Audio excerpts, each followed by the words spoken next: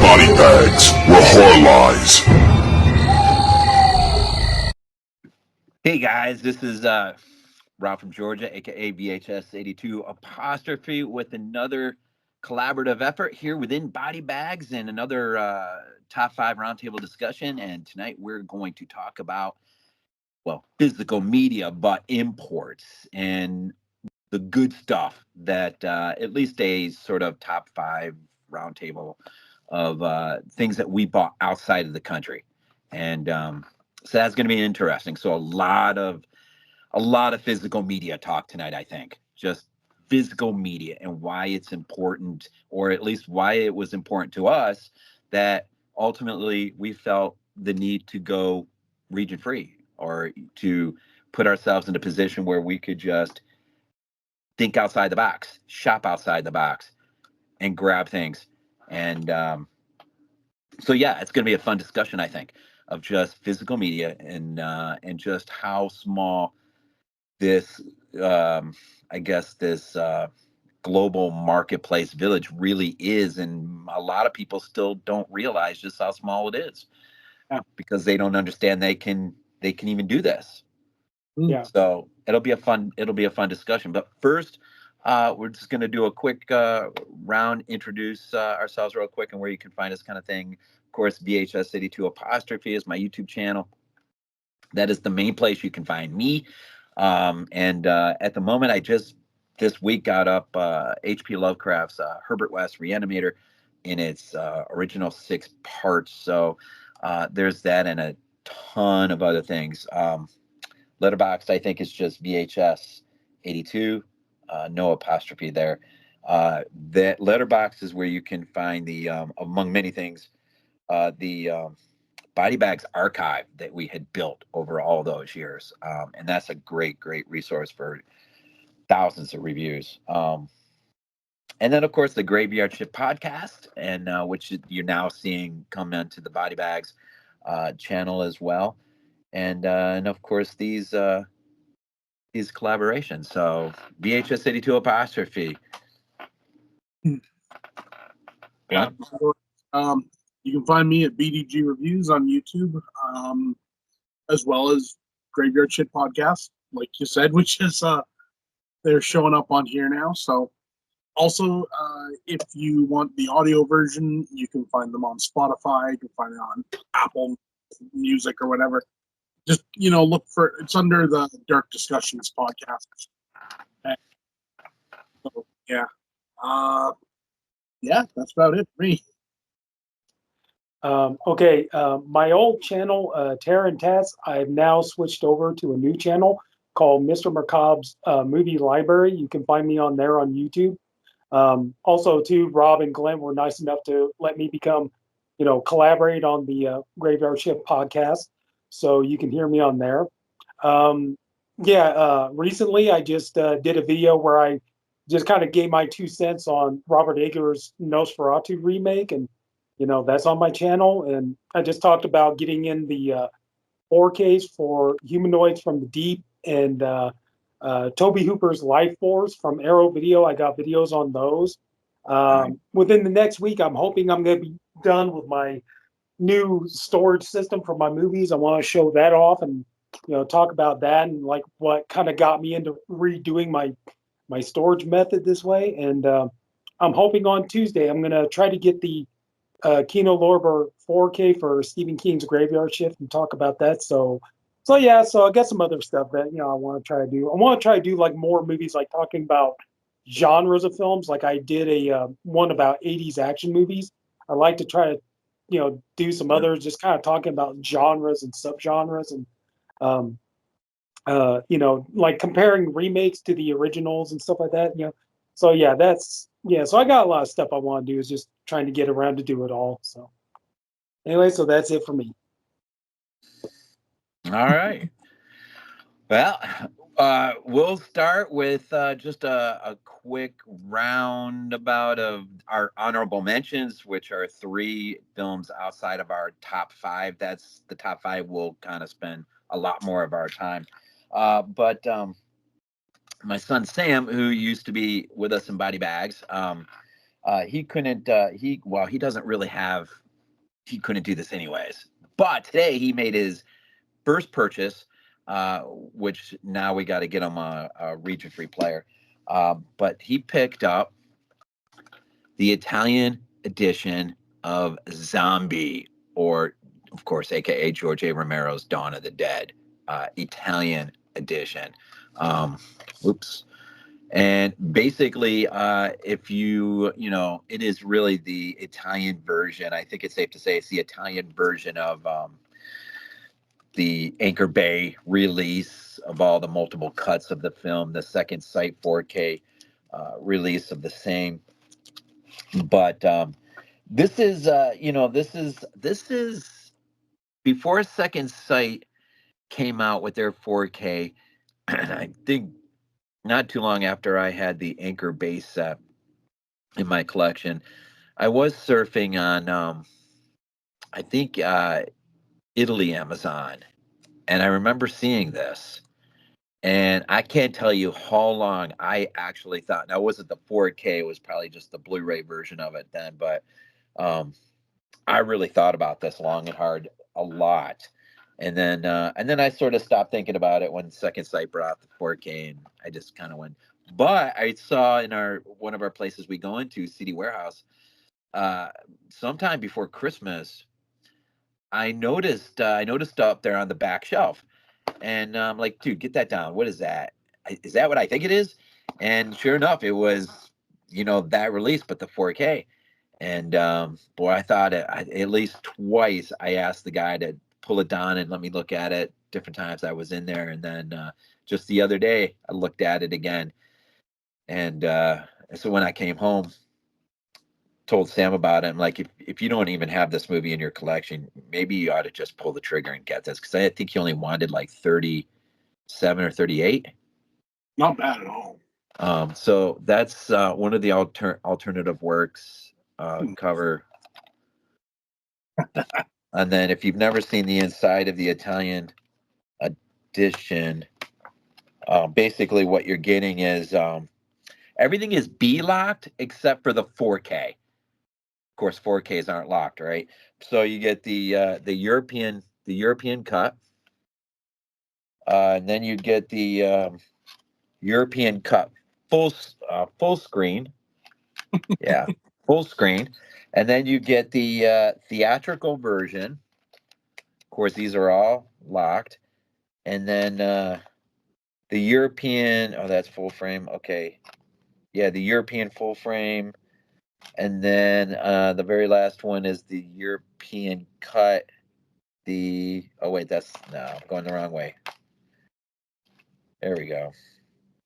Got the extended version, and then the European cut Ultra 4K disc. So your 4K disc is the European cuts. It's Dario's cut of the film, and which makes sense since it's an Italian release, right? But so that's the Italian. And I'll tell you, I'll tell you what I told him he needs, because he just happens to have the edition. I almost want to say it's Anchor Bay, maybe. It's the edition of Zombie that actually says Zombie 2 on the cover. Oh, Blue Underground release, I think. Is it okay? So I told him, I said, well, okay, if you're gonna get the Italian set, I said, then what you really need to do is build your zombie collection around it. You already got Zombie 2 to follow after Zombie. Now you just got to get the rest of the zombie movies, and build your and aesthetically, at least, he can really display them, and it looks legit. Oh yeah. So a benefit of being able to shop outside the country. But in this case, I didn't need to, because we found it right here locally, just sitting in a store, and no one's going to buy it because they look at it and realize, oh, wait, I can't play this. And so it just sits there on the shelf. So I think Sam made the guy pretty happy today by finally picking it up and taking it off his hands. So Sam, now we just got to get him a player for his birthday, and he is officially in the reaching free games. So. Well, All right, honorable mentions. Here we go. We'll be quick on this. First one from 2021. I'm doing this chronologically by year. Just makes it easy to do up a list, and it all kind of fell the right way, anyways. I think almost all of my picks. Let's see. There's 8 altogether, so I think 6 out of the 8 are films that ultimately I had to pick up because at the time there was no U.S. release. And now that's changed. The landscape has changed a lot with boutique labels and things, and we'll cross those bridges when we get there. But this is one that still today, though, there's no U.S. release. If you want it, you have to go Amazon UK, and that is, of course, The Deep House. Oh, nice. By Dazzler and Universal. Of course, Mick Jagger's son in this. If you've never seen The Deep House, this is great underwater house, haunted house, film. I don't know what else to say. I mean, it's just great. It is such a great movie. But the only way you can own it is by going on Amazon UK. My second honorable mention is all about artwork. I think 2 are artwork, and the rest are there was no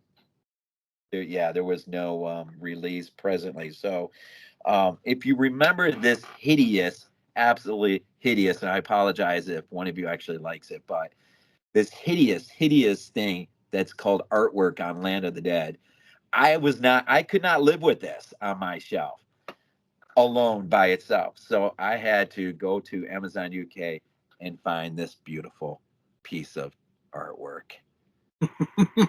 And this was the actual poster art, of course, when it got its theatrical release here, stateside. So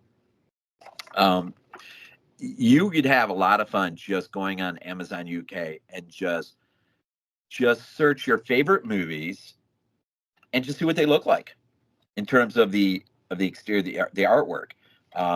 You might be really surprised. So difference between U.S. release and overseas, and it's why they couldn't. Why Screen Factory really should give you both. Covers that you could kind of. I don't know. Screen Factory did release Land, right? yes. Yeah. Did they give you that as an option, or? On the Blu-ray, they gave you an option, but I don't remember there being reversible artwork on the 4K. So my third honorable mention, at the time I ordered this, there was no U.S. release at all. In fact, I was looking for this movie because I was already getting a taste for Amazon UK, but I wasn't seeing it there. So I decided to look in Amazon Italy. And lo and behold, I found a copy. Now, no English track, unfortunately, but I didn't care. I wanted the film in my collection because this is nostalgia. This is nostalgia bait for me, 80s Italian horror. And I just wanted it bad. And of course, La Casa 3 or Ghost House. And of course, all in Italian. I even got a personalized note by the guy who owned the store. Apparently, I don't know if he just doesn't send stuff to the States often, but he actually wrote me a little note thanking me for buying it. Oh, wow. And that and then he was like really happy that he could actually send it to me.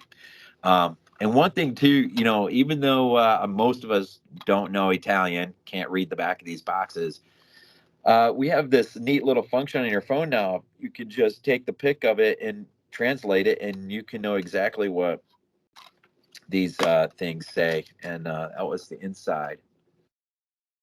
Now, the problem when you start indulging in this freedom is eventually, they come around and you got Scream Factories, and so I did grab it just to have it with the English track, of course, and that's sort of, that's sort of the game at least I played. Maybe you guys have played that in the moments.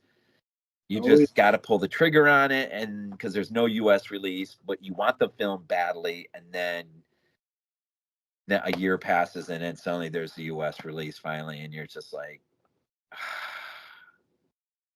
well, we've said it before. Like if you don't give us a legit way to get something, we're gonna find a way, and then a legit way is a foreign release that may not have English subtitles or anything. But, if we still want the movie, we still want it. And, the thing is, though, is generally speaking, you do get English tracks on foreign releases. And, just with, before we actually get into, the fives, I got Marvel's Phase 1, 2, and 3 in a beautiful box set that they released in the UK, but never released over here in the States. And I think we picked that up during COVID era. We only had a handful of Marvel movies, and we thought that was a great way to get all of them in a beautiful box set. I think it was only a little bit more than, just maybe a little over 200 and change for all of that. Yeah. But, and I'm sure we'll have stories all night long about just films that we were chasing after and could not find, and then lo and behold, you find it, and it's either UK or it's somewhere in. But so, anyways, I regress for the moment. Glenn. Okay. I have 3.5 to show, so I'll start with the half. That there is Romance of the Three Kingdoms, a Chinese release. I mean, it's like the entire TV series, and it's just page after page after page of discs. And I think there's something like, let me get to the end.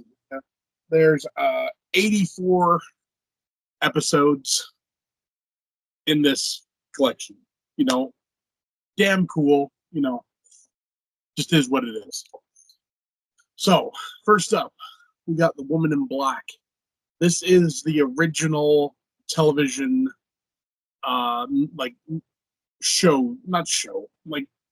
made for TV movie that they made over in Britain. Now, this has no US release.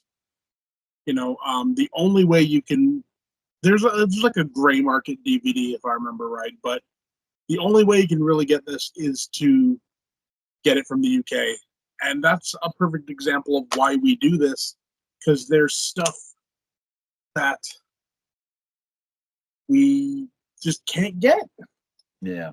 And like I said, if you don't give us an option, we'll find a way. Great addition. It's got a commentary track with Kim Newman on it, so always a good thing. Really good stuff.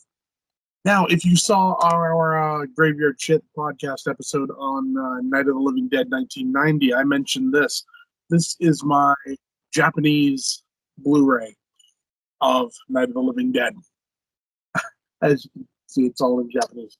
I got this for one real reason. This is a release that I don't see that very well. The people who made it actually went out of their way to send the filmmakers profits from it.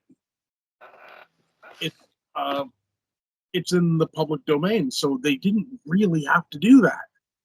But the fact that they did is just, it's a class act, you know? And honestly, it looks great. And yeah, what else can you say? It looks great. It is what it is. And last up, this is something that people have to hear about. Night of the Hunter, Charles Lawton's Night of the Hunter. If you buy this in the US, you have to buy the Criterion Blue. And you're looking $50, $60, something like that. This is from Arrow UK. This was £4. Wow. and tons of features. You know, a 2.5 hour documentary on here as well. You know, archival interviews and stuff like that. It's definitely an example of why you want to go region free, because sometimes just the price, you know. Oh yeah. Like if you want like a decent transfer, because I'm pretty sure that this is actually the same transfer that they used for the Criterion release, you know, but it was a hell of a lot cheaper. Yeah. So that's a good thing for people to remember. So You know, I got you said 4 pounds. I got the only place you could get a good Blu-ray release of the Dam Busters was from the UK, and it was only 5 pounds when I picked it up, and it was like, I want to say it was a 40th, 50th anniversary edition, collector's edition, or whatever. Beautiful, absolutely beautiful. 5 pounds. oh yeah. So even with the exchange rate, even reckoning it, you know, like at double the price. Yeah, and you know, let me say this too, so I don't forget. At least speaking from being here in the United States, it's actually, you have a more direct route when you order outside the country.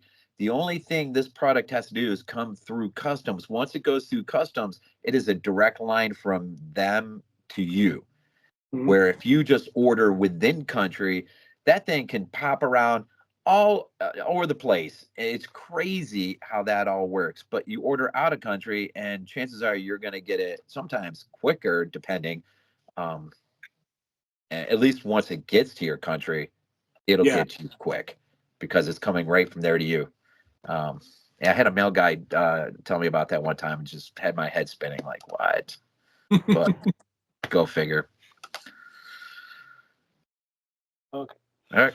All right. For my 3 honorable mentions, my first one, I got to kind of explain a little bit of this. You guys pretty much already know where I'm going to go with this, but the second sight 4K of Martin.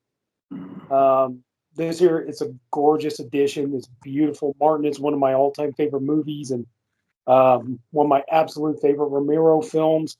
I think John Amplas is phenomenal in this movie. You know, we get early works, even pre Dawn of the Dead, early effects works by Tom Savini and everything else. And this was a movie that, for the longest time, this movie was really hard to find. You either, like in the VHS days, and then, Anchor Bay did it, and then they did a DVD of it, and then eventually that went out of print, and then Lionsgate put out a DVD of it, and then even that went out of print. So I was like, you really, really had to scrounge to find this movie.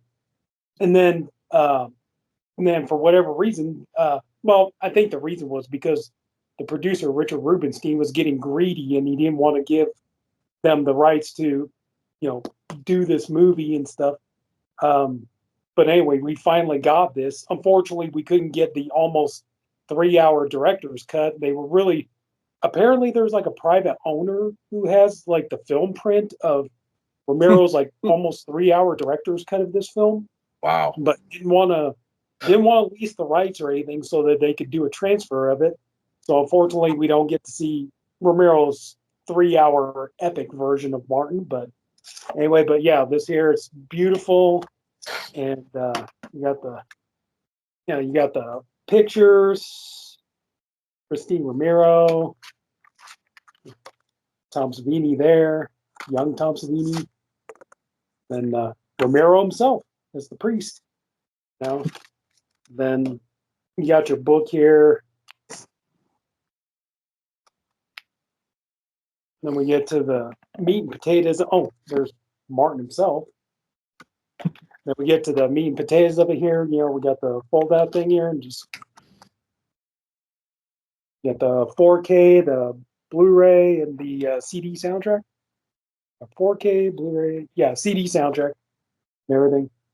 So, I mean, this is an amazing, amazing set. I think the only reason why it's just didn't, it just kind of didn't get into the top 5 is just because, you see everything you got in here. And the thing is, like Second Sight, their releases are very expensive. And it's like what we were just talking about a few minutes ago about, we were just talking about like, that a lot of people like, they're not really interested. They don't want all this stuff. They're happy with just having the movie and everything. Well, it's like, Rob, you just got the 4K for this. Yeah. And wasn't that like $40 in and of itself? Yeah. So, and that's the thing, I think it's just, this stuff is too high. And a lot of people, like, they don't need all this bells and whistles. I think they just want just the movie and everything. And then on top of it too, it's like, if you got a region-free Blu-ray player, you got no problem. But majority of the time, Second Sight, their Blu-rays are usually region locked, and I think that kind of edges out a little bit. It's like, if you're gonna, make people pay this much money, because I think this was almost $65 for this. This is about what I paid for it. If you're gonna make people pay that kind of money, it's like, come on, and you guys can do, region-free Blu-rays. They did it for The Hitcher, they did it for Creep, they've done it for other releases. It's like, come on, man, if you're gonna make people pay that much money, I mean, at the very least, give them a region-free Blu-ray. Yeah. I mean, I know if you got the 4K, you don't need the Blu-ray, but I mean, still, just kind of like, it would just be nice to have that option, especially if you're going to charge people that much money for it. But anyway, so yeah, that's my first honorable mention is Martin. This one here, kind of bear with me. Yeah, my second honorable mention is Godzilla -1. Nice. This here, like, this is beautiful. Cost me over $70. So yeah, to order it and everything. And everything on here is Japanese. And that's pretty much the big thing why. That's pretty much the big thing why is just this doesn't really make it into the top 5. The main reason being, so you're more. Oh yeah, like that there. It's all Japanese. Can't read it. All this, stuff and everything. Can't read any of it, but And we get to this here. This is cool. I gotta show you guys this. This is neat. Hang on. There's like a little mural kind of a thing going here. Oh, nice. Yes.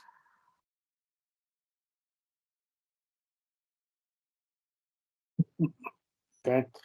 Now we got our discs on the other side here.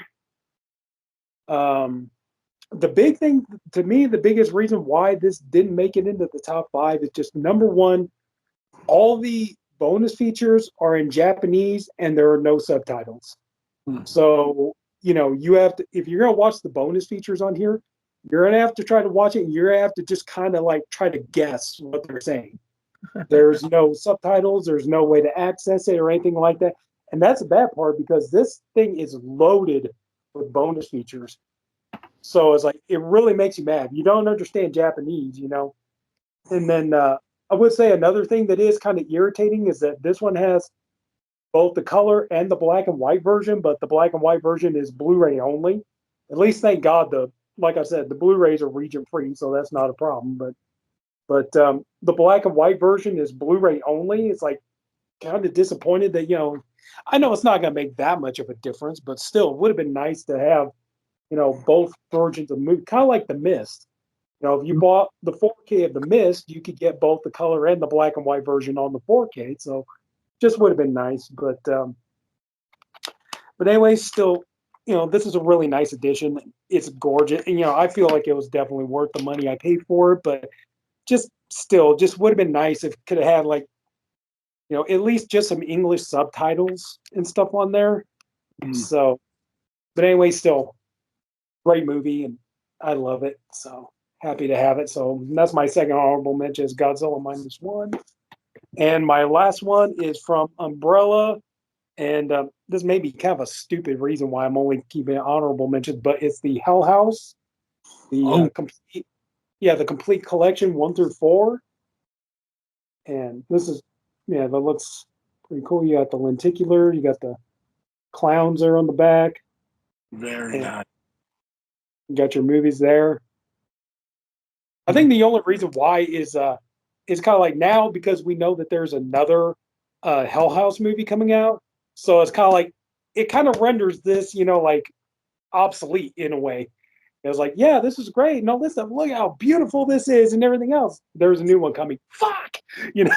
So I was like, now you know, either they'll turn around and reissue a new box set when the new one comes out, or it's like, well, I'm just gonna have to keep this and then have the other one, you know, have the new movie go beside it.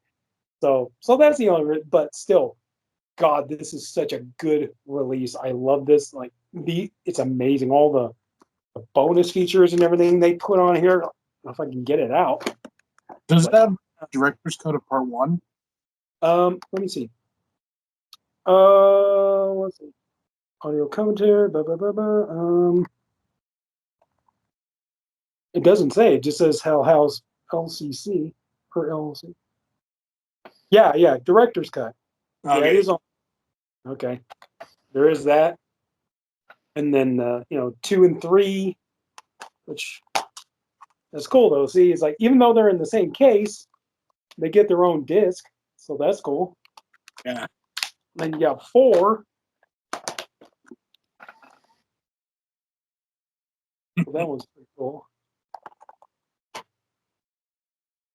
And the one thing and that's one thing that's nice too, is you can get it. You could get just the regular artwork. Because one thing that's kind of annoying is with these umbrellas is they got the the rating. Yeah, the horrible. They got the rating sticker on there. So if you're not a fan of that, you could just switch over to the artwork that doesn't have that. So there you go, nice and clean. Everything. So you got that. Arrow's got that one set. I don't know if you guys heard about that's getting ready to come out. Man, I really want to jump on that Blu-ray set of was it like extreme horror movies that they're going to do that, it's going to have Frontiers, is going to have Martyrs, High Tension, and I forget what the other one was. But it's going to be a nice box set with all those movies.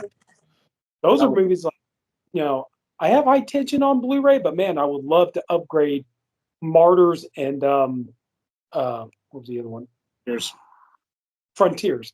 It's like, Martyrs and Frontiers, I would love to upgrade those to Blu-ray. So, so I'm definitely keeping my eyes out. Was that Umbrella? Huh? Yeah, Was it's from Umbrella. So I was like, yeah, I mean, I know that as far as like Frontiers and High Tension go, I think Second Sight did 4Ks of those, I think. But anyway, still, I was like, I would be fine just, because like the quality of work and everything that Umbrella put into their releases, and I'll go on about others too, because like the quality of the work they put into their transfers, it's all like, as somebody who knows it's 4Ks, it's like, man, it's like sometimes you put in these DVD or these Blu-rays and they look flawless. It was like some of them I think even look better than the Blu-rays do. So, but anyway, so Hell House Collection and Godzilla -1 and Martin, those are my 3 honorable mentions. So. A lot of movies there already. Holy smokes. I know. All right, we're ready for number 5? Yep. All right. Well, my number 5 is at the time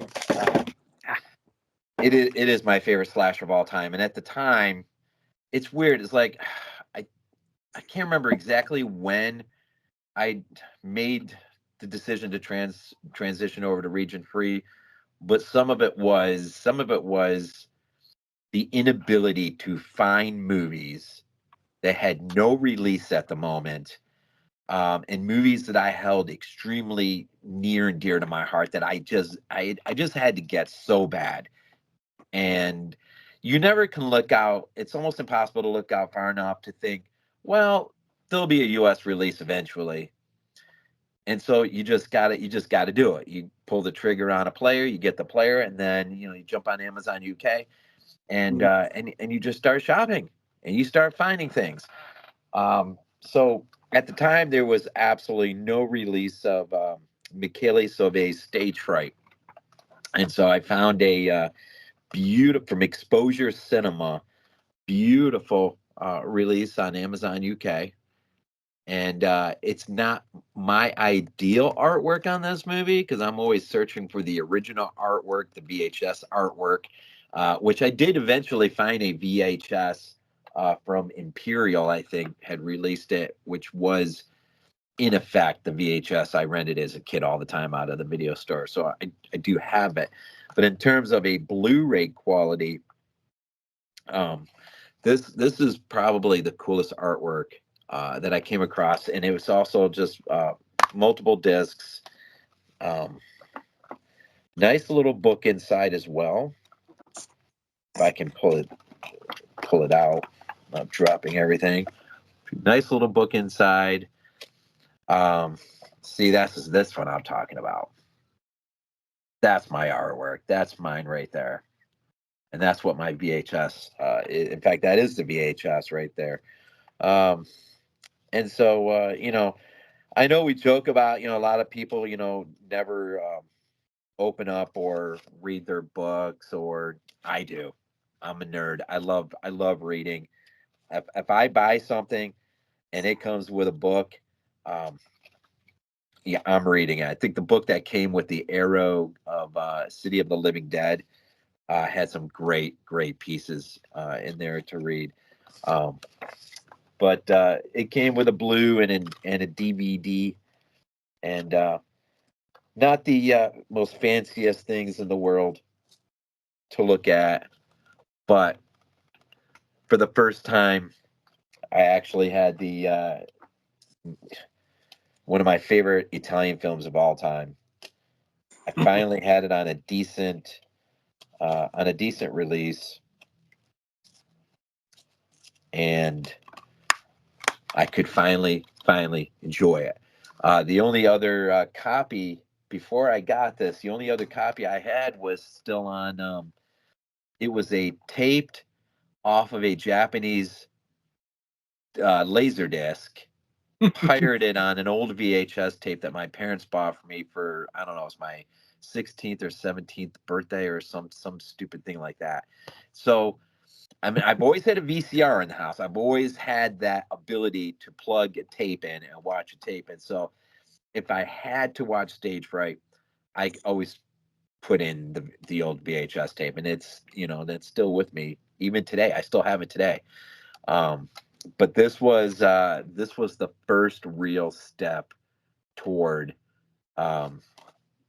getting closer to having a really good the menu screen too is so, I mean, just aesthetically to look at the menu screen is really neat. Now eventually I think Blue Underground finally released Stage Fright. I think it was Blue Underground on Blu-ray finally came around, and so after the fact, and I got that too. I got the Blu-ray copy of that, but I'm still waiting for. There's rumors Stage Fright's going to get a 4K special treatment. I hope that involves the artwork that I want. Um, and I think the last company that actually released Stage Fright was Shameless, I think. Yeah. And that didn't look too bad. The Shameless one has the cover you like underneath the slip. Uh, So, it is there, but it has all the yellow around it and everything. Yeah. So, I'm still, even at this far in the game, I'm still, searching for my perfect. I think my perfect release probably is, funny as it is my VHS tape that I found, not the bootleg, but the one I found on Amazon. And it really it looks almost perfectly like what I would have rented out of VHS store as a kid. So you go from, just having a bootleg copy on a VHS tape, and you can't seemingly find it nowhere. No one has it. And then, of course, once you do get it and you get it into your collection and you feel good because I finally got Stage Fright, I got a good copy of Stage Fright. Then somebody like Blue Underground comes along and says, "Hey, everyone can have it now," and you're just like, but Stage Fright's one of those. It's almost kind of like the Thing. Put out a really beautiful copy of Stage Fright, and I'm gonna pull the trigger pretty quick. What was the last thing I just Opera from Severin. Beautiful Yeah. three disc. Absolutely beautiful. So, and that's a precious movie to me too. Very precious to my heart. I absolutely love that movie. So, my number 5 is Stage Fright Very nice. for the reasons I said. My number 5 is City of the Living Dead.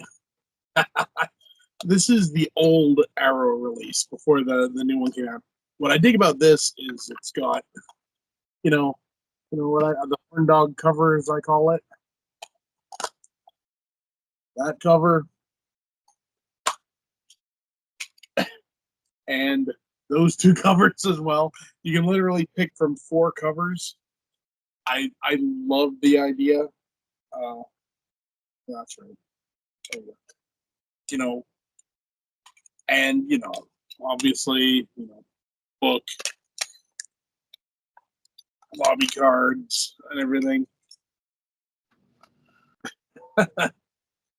There you go. Greatest scene. And this is just an example. When I picked this up, this is another one I picked up for about, I want to say, 10 pounds. So Wow. even converted, like $20, and these older editions with the plastic Yep. view window were just awesome because you could, like I said, you could just choose your cover art. And there was always one they seemed to do that was like overtly pervy, like that. You got like the chick and you can see your ass and everything. They have one for Maniac Cop, which is just like a naked chick being like threatened by Maniac Cop. It's it's Yep. kind of cool. It's kind of weird. It is what it is. But loaded for bear. Trailers, all the stuff. I think pretty much all of this stuff has been ported over onto the new releases. But honestly, this is good enough for me. So yeah, my number 5, City of the Living Dead. Classic. My first copy of that movie, surprisingly, because I did a double take today, and I was thinking, wait a minute, City of the Living Dead, didn't I get that out of? And then I thought, no, I didn't, because the first copy I ever got was the Blue Underground DVD. And so I had the Blue Underground DVD. Now, eventually, of course, I got the Arrow, the newer Arrow release. That came with the book and all of that, and then of course. And I see that's another movie. Cauldron came out with the 4K. Yep. Absolutely gorgeous release. But and I guess technically Cauldron's out of country, isn't it? For us in the States, or no? I don't know. So I didn't really think about it because I had it on Blu-ray initially for for Blue Underground. So, but see, there you go again. You go from seemingly there really isn't much to choose from. And then you just hop skip 7 years down the road, and I've got 5 releases on my stupid shelf. It's just like, we were in that period of like Death Valley of sorts, and there was nothing. And then now we sit at a place where some of us probably have 3 or 4 variations of that film you couldn't find. And so in a way it's great, and in the other, I don't know, in the other way, yeah, not that I miss it, but there was a time when there was no Beyond. Once Quentin's release dried up and disappeared, there was it was like I thought I struck gold when I found a copy on YouTube to watch for free once in a while. Mm-hmm. And that would happen once in a while. I would just search the Beyond, and boom, it would be there, and I'm like, oh, gotta watch it now before it disappears. Yep. And so but we've gone from those days to now we're here, and I guess we should just be happy, but it's I don't know. There's that weird feeling that you don't have anymore with some things that you used to have, like when you would find it just floating in YouTube and you could actually watch it. because you had it nowhere else.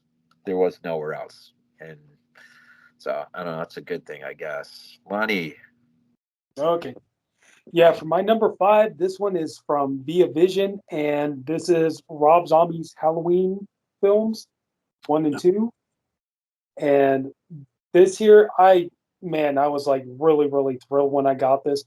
And, just a lot of it because pretty much I'm kind of curious because we never got 4Ks of these movies. I don't know if we're ever going to get 4Ks of these movies.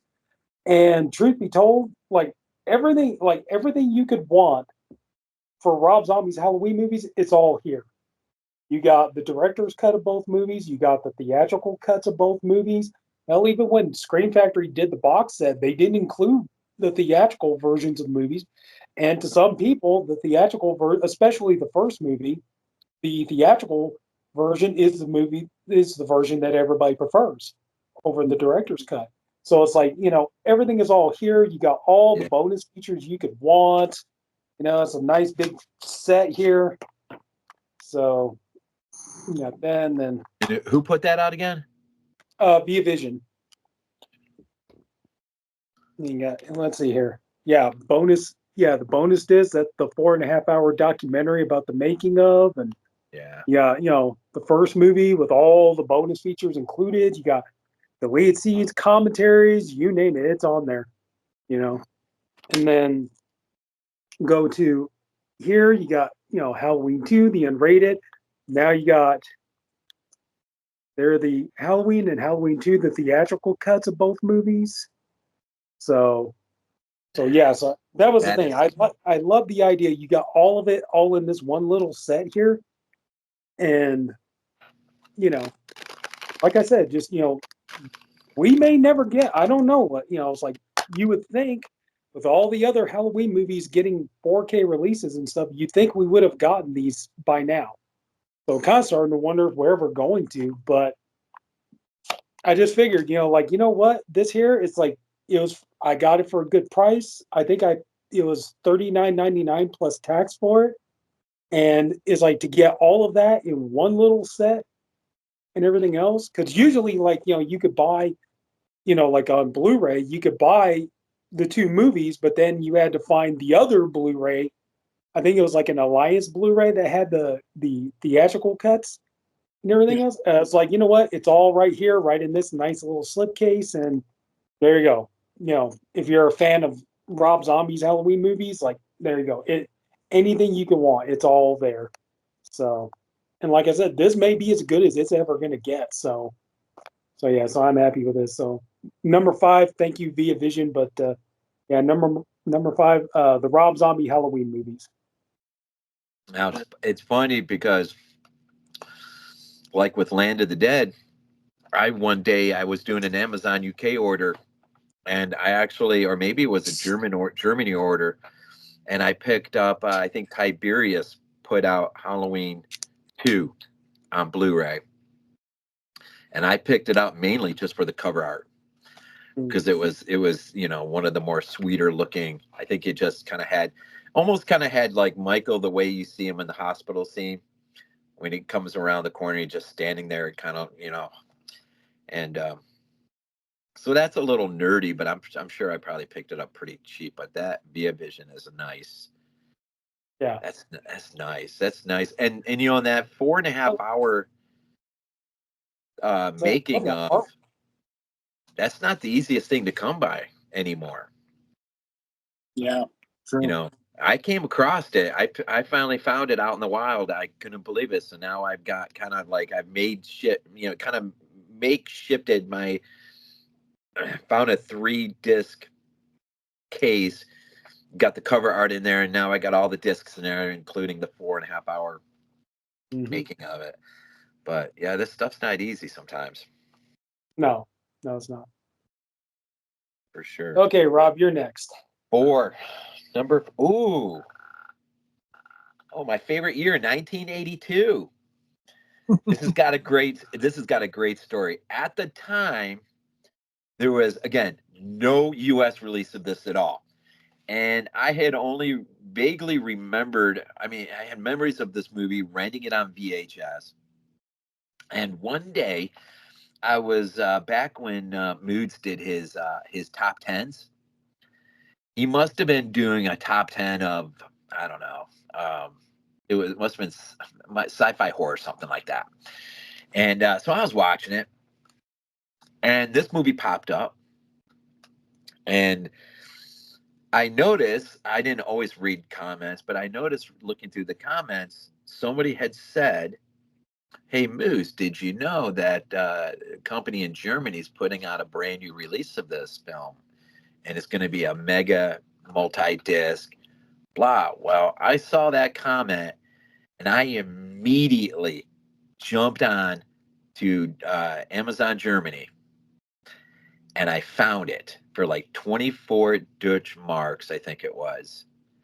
And one of the best releases I've ever got from overseas. Extro. Nice. Oh, Platinum cult edition. So, of course, there is an American or English track.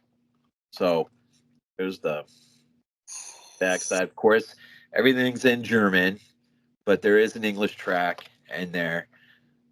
Again, and this is flashback to the VHS days, renting it, and at the time when this came out, and it's funny too because this was one of those where I had ordered it, and then a couple weeks after the fact, I was double checking my order, and I noticed the site had changed its um, "will ship to the U.S." to "we will not ship to the U.S." Mm. And so I didn't know what was going to happen with my order. Well, turns out I got it. And, but anyways, it is an absolutely beautiful. Got the book in there, got multiple discs, including the soundtrack. Look at that. Nice. There's the soundtrack. Um, see, and that's just being able to relive, renting this stuff, having this stuff all the time, and then you don't have it anymore. And now, since Platinum, since Germany released it, has it gotten a U.S. release now? I don't think so. I know Really? X2 has a release. So you got this great book. Look at that. That's the cover art I remember. Yes, yes. Um, in fact, I'll check the. And so if you're new for, this is great too. Um, Little self advertisement for the company, stuff. Um, so yes, oh, there's an eye. Yeah, that's pretty cool. Oh yeah. Um, I wonder. I'll just check the reversible art. I know there's reversible art, but I don't think it's that different than. Actually, I take that. I take that back. I'm flipping it around, man. I'm gonna flip it around right now. You're gonna like this, Glenn. You are gonna like this. So about 24 Dutch marks I found this for. And it wasn't the only thing. I can't remember what else came in that package, but I ordered a few things. This was just one of them. Are you ready? Yeah. Oh, perfect. Perfect. Tons and tons of stuff. And, and one of the things too, I probably should go without saying, if you're, this is the kind of thing you wish you could do, would want to do, but you're intimidated by getting packaging in different languages, or navigating menu screens with different languages. Really, these days with Google Translate, it literally takes you 2 seconds and menu screens. I mean, when you've seen one menu screen, you've seen a million. Oh yeah. Yeah, they all basically operate the same. They're not very different from one another. But if you are confused, all you got to do is plug in a couple words, and then you realize, oh, this is main feature, or this is, this or whatever. But So yeah, so extra. So this is man, this was a nice pickup, and then to find out after the fact that they stopped shipping it to the U.S. So I think it was just one of those where I saw the guy's comment, and I just jumped on it that day. Mhm. And just, I mean, I think I was fortunate because I just happened to have the money. And when I saw, and that's the other thing when you're dealing with you know, euro versus pounds versus, it's so easy to pull that stuff up again on Google and get Yeah. an idea. And they usually do it for you anyways, because when you put in however you're going to pay for the stuff. But really, the currency, it's never that far. I mean, it's you kind of know what you're getting, you know. So, but yeah, that was a neat thing to have worked out the way it did, and Mhm. I haven't gone through all the discs. I've had it long enough. I should have, but it's just such a beautiful release. It's such a beautiful release, and that's just something you never got here. You Yeah. never got this. You never got this here in this country. So, you know, it kind of pays for itself and I like that actually. I like it that you can actually keep something, and if someone comes and looks at your collection, yeah, I don't have that. Wish I did. Well, Yeah. good. Just got to go reach it free. Um, Yeah. so, number 4, Extro from 1982. Right. So my number 4 is an interesting one because it came out on VHS, came out on DVD, a full screen DVD that was kind of gray market, and then just sort of disappeared. From Dan O'Bannon, we have The Resurrected, H.P. Lovecraft story, by Dan O'Bannon, obviously. This is a German release. Um, Interesting little bit of trivia. I bought this, and then the day after I bought it, literally the day after it shipped, I got there was a notification. Oh, Scream Factory is releasing The Resurrected, but I kid you not, that cover is so much better than the piece of trash that Scream Factory came out with. So, you know, and this is another one like book loaded, but it's all in German. I can't read German, but it's cool that I got a book. And then the actual release itself. First up, you got look at that numbered edition certificate of like authenticity or whatever. You got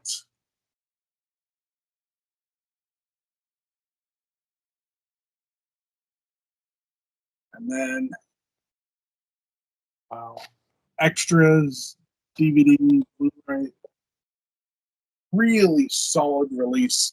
And this is the case of Charles Dexter Ward, and it's one of the better Yeah. adaptations I've seen of it. And Dan O'Bannon apparently got Lovecraft enough to make a really good movie. And yeah, commentaries on it. There's uh, 3 commentaries actually. Some of which I think is in German. There's production commentary. I knew whatever the hell that is. Marcus Stigliger. Yeah. Featurette about Lovecraft, all this other stuff. And it's a Dan O'Bannon movie. Dude did Return of the Living Dead. How did this not get snapped up right away? I don't know, but beautiful edition. And like I said, much better cover than that's better than the Scream Factory. Just saying. So there's my number 4. Cool. I have a foreign edition of that too. I don't know if it's from Germany. It might be from Germany, but it's just the disc. It's just, not the box set or anything, but it's same art cover though. I'm almost sure it's the same I love that. artwork. And that's something I like also when you look in there. Collector's edition #2. That's awesome. Germany do like 6 different collector's editions of one movie, and they're all different cover arts. And it's like literally you can just pick and choose how you want your movie to look. Because all I got is just the standard old Scream Factory. That's all I got. Okay, #4. I just got this in a couple of days ago, and I did a video talking about it on my channel, but I really wanted to talk about it for this too. From Arrow, thank goodness for this. I got in Toby Hooper's Life Force on 4K. Like, put in a nice protective kit. Look at that slipcover. I mean, is that gorgeous or what? Look at all the bonus features. Now, see, that has a Quatermass flavor to it, man. Yeah. It has a Quatermass in the pit flavor to it. That's nice. Like, I can't really take it out and show you guys the case because there's some nudity on there. YouTube doesn't like nudity on there, but man, I remember several years ago, like Scream Factory put this out on 4K, and my big complaint with it was that it was a 3-disc set, and the only version that was on 4K was the theatrical cut. And at the time, Scream Factory were like, "Oh, we can't do director's cuts on 4K. All we could do is the theatrical cuts and all that stuff." And it's like, come along and blow them out of the water. they still every once in a while they'll still do like a theatrical cut, and you're like, why not just do the unrated cut? It was like they were going on a good stride there with Drag Me to Hell and Land of the Dead, whatever. But for a while there, it's just like, oh, it was so annoying. And it's like, here's like Toby Hooper's extended cut. Like, that's the version of the movie you want to watch. Oh, yeah. And, but so it's just kind of like, okay, so it's just kind of mediocre and all that stuff.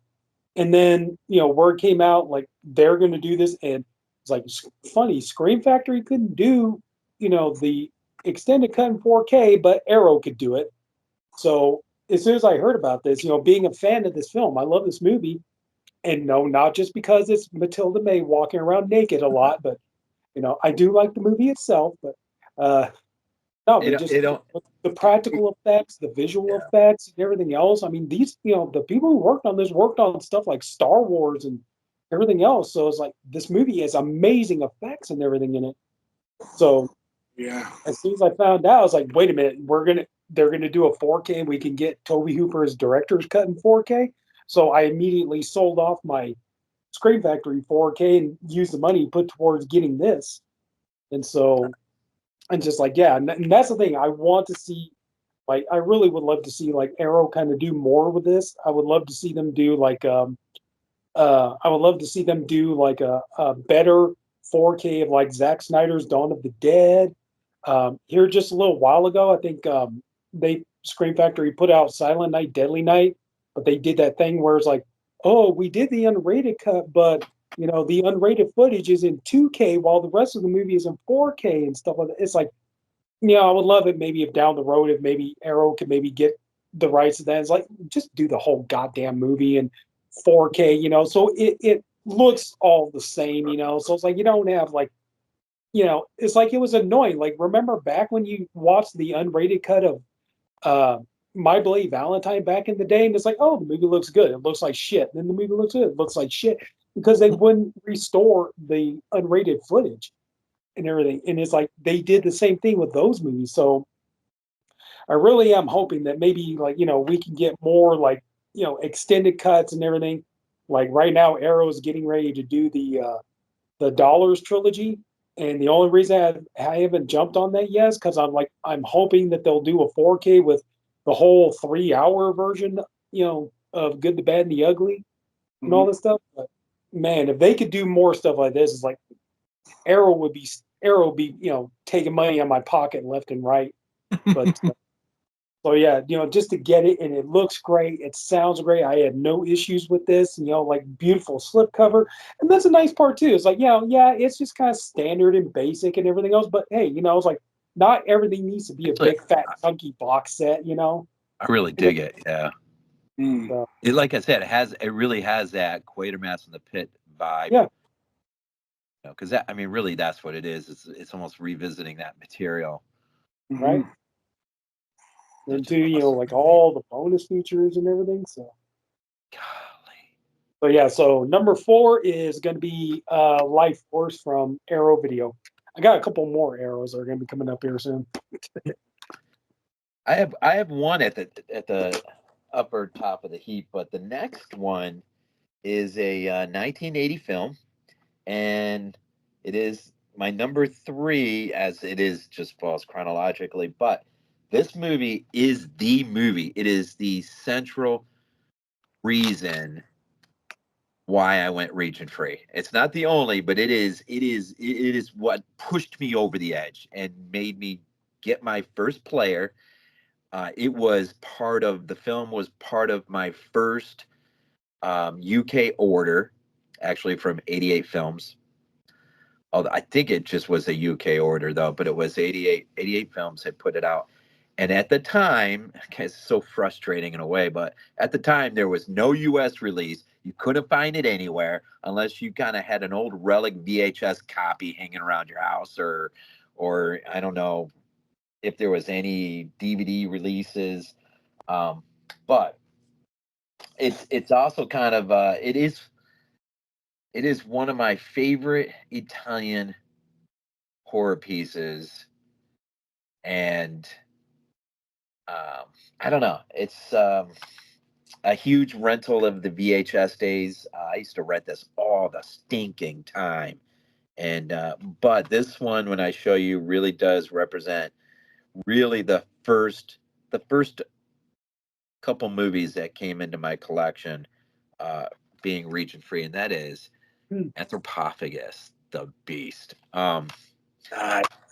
Yeah, nice little, not a book per se, but nice little slip in inside. Um, but I remember first getting this, and it was, it was so new. The idea of ordering stuff across the pond from Europe, and to get this and to be able to pull it out. And I do believe this was the very first disc that went in my region free player. And I watched Anthropophagus, and I couldn't believe that I actually could hold it in my hands. I finally had Anthropophagus in my hands. I had it, and I could watch it anytime I want. And not too long ago, as it would happen, 88 came around and did the 4K of it. So, really, together, this really does represent my love of being region free. And I might just show you real quick. It's not a whole lot in here, but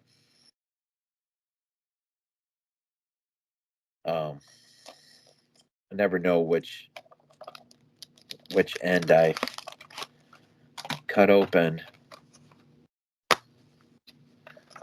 Yeah.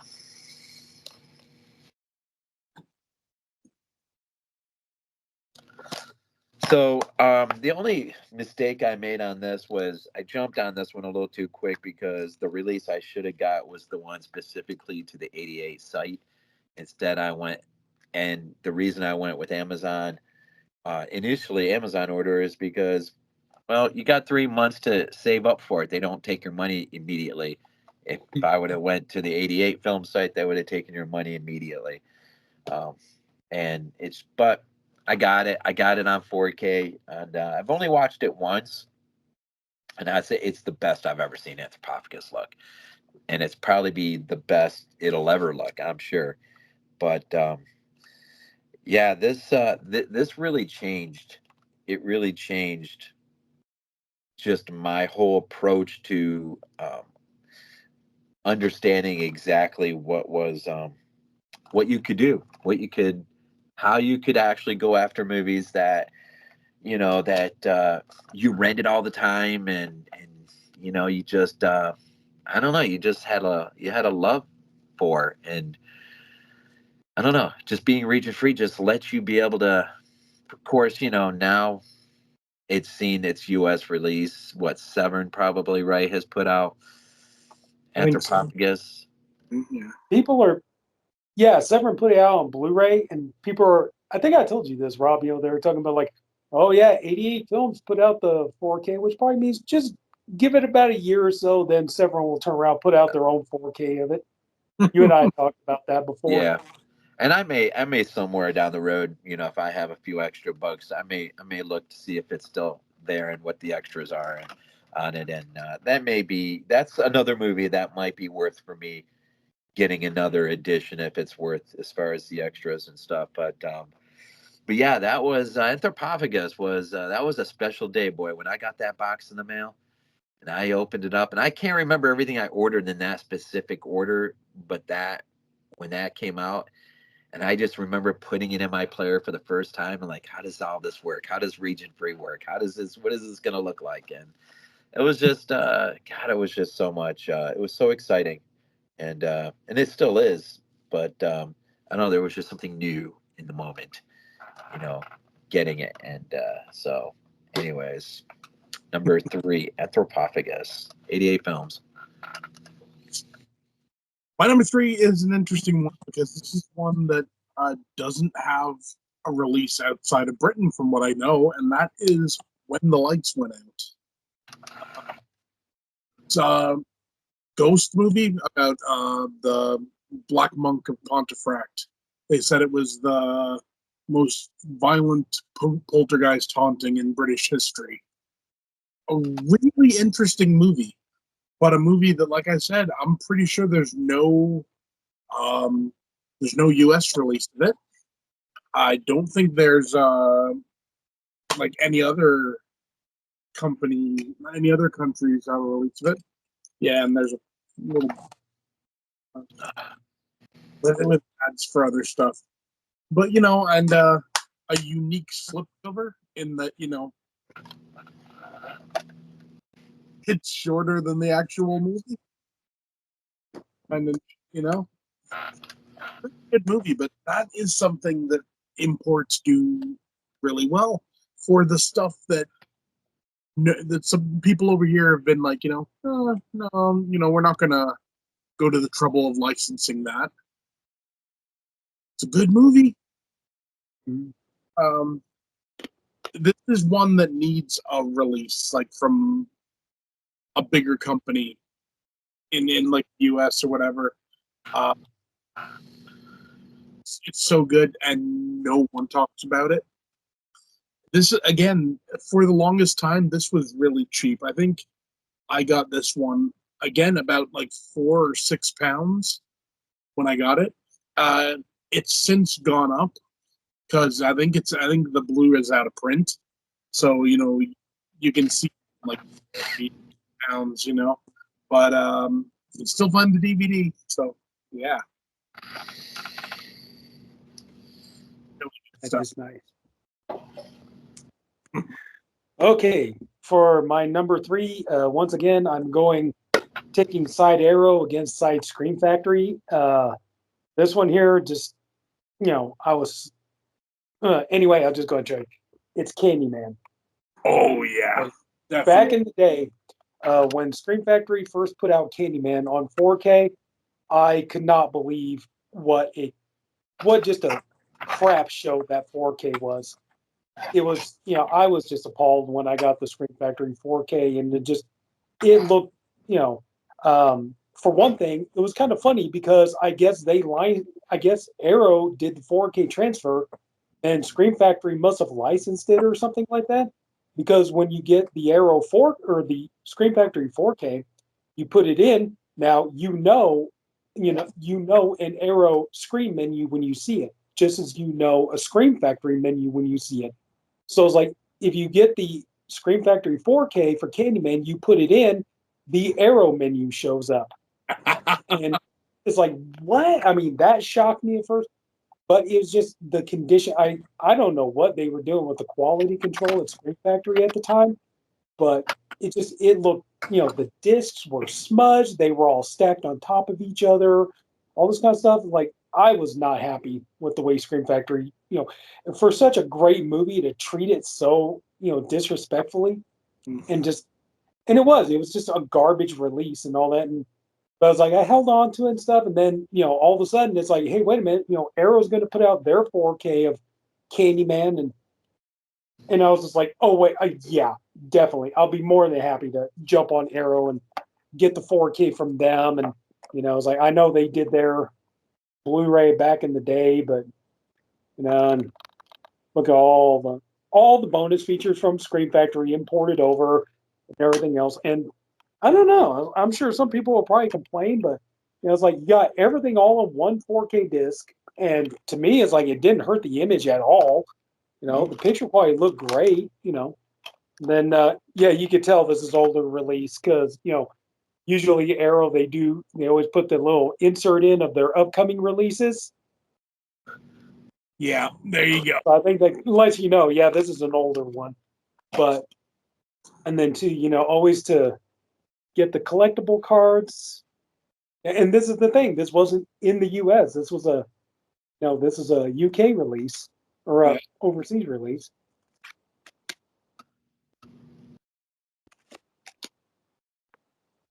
The late great Tony Todd. It's a classy release for a classy movie. It is. Virginia Madsen. God, that woman is gorgeous. I tell you. Then you got your little booklet there. I love that book. Yeah. Is that there? Oh, an advertisement if you want to buy your own Lamette configuration. Right. Yeah, just to me, like this here, this is a no-brainer. This was leaps and bounds better over the Scream Factory release. And just goes to show you, like, sometimes that's one of the reasons to, if you want to import something, that's one of the reasons to do it, is just sometimes overseas they get much better releases, nicer editions of what we get over here, Mm-hmm. You got the comic and everything. And that's just it, like sometimes that's reason enough alone to import, because like you could get so much of a nicer edition of a movie and everything else. You feel like you get your money's worth and all that stuff. Where sometimes, like, sometimes here in America, like they just slapdash a release and put it out.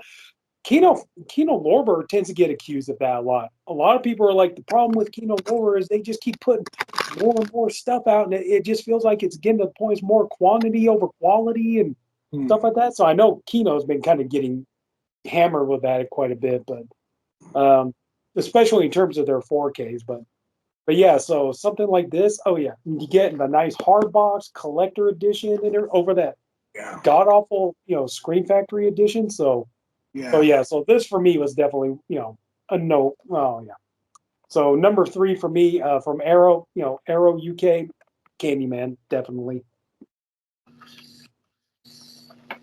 All right, number 2.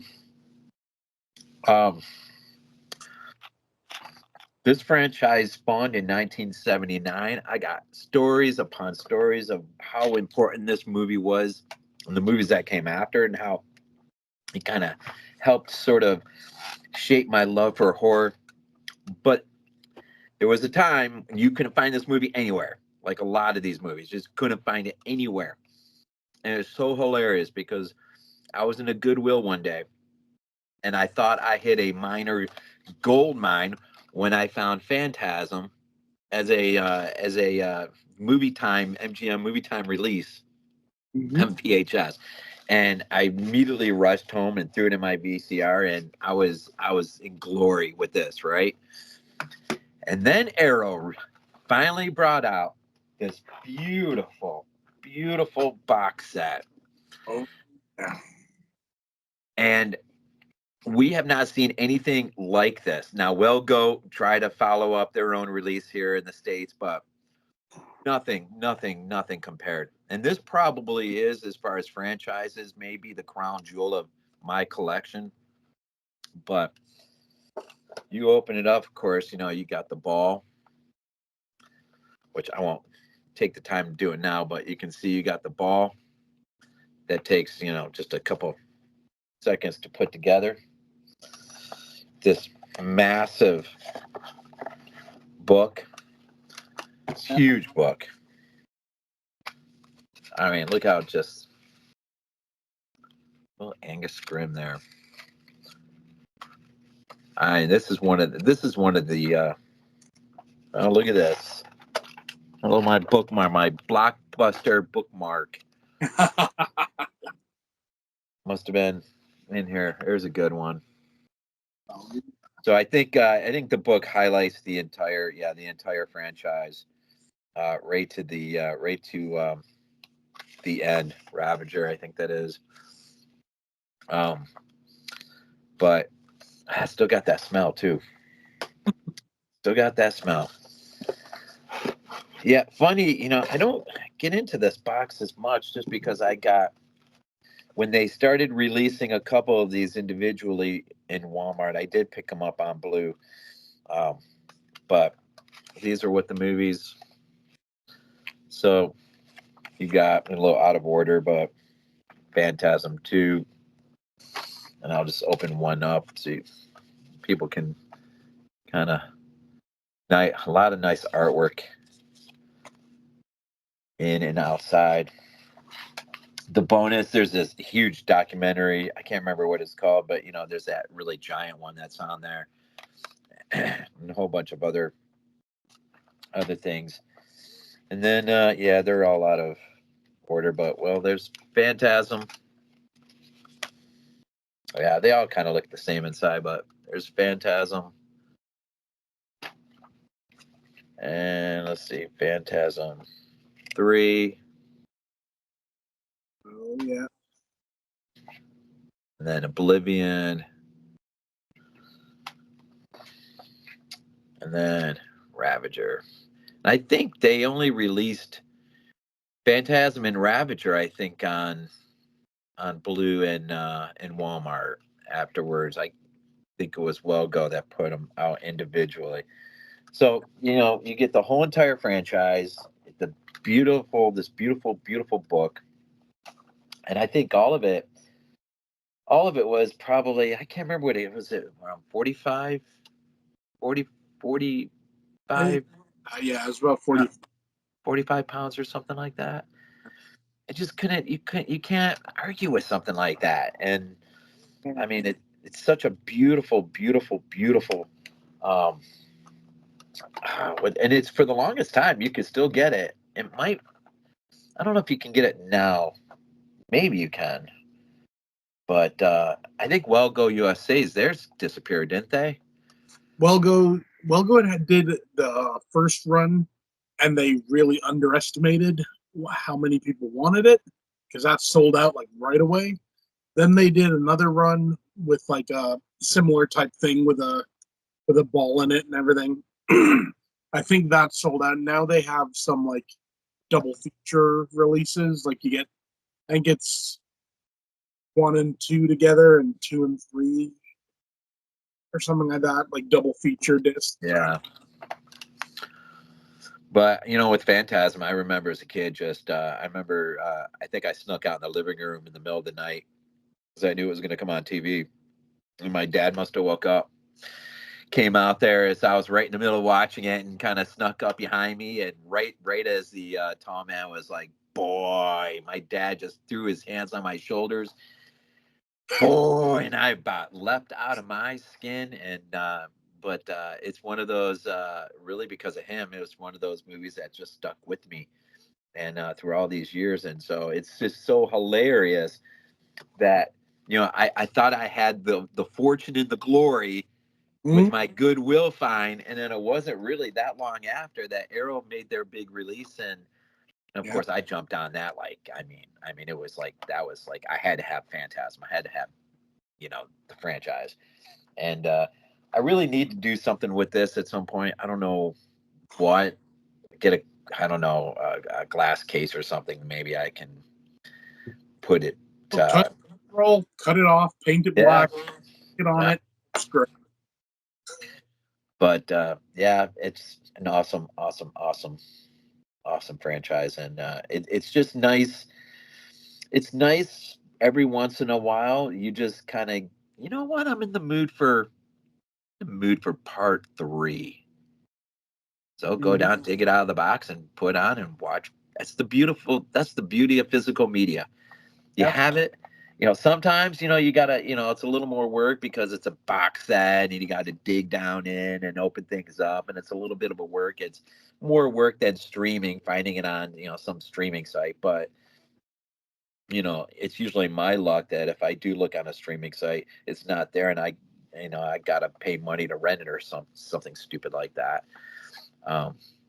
But it's just, that's the whole point of a physical media collection, I guess. So you can always just have your movies on hand and watch them anytime you want.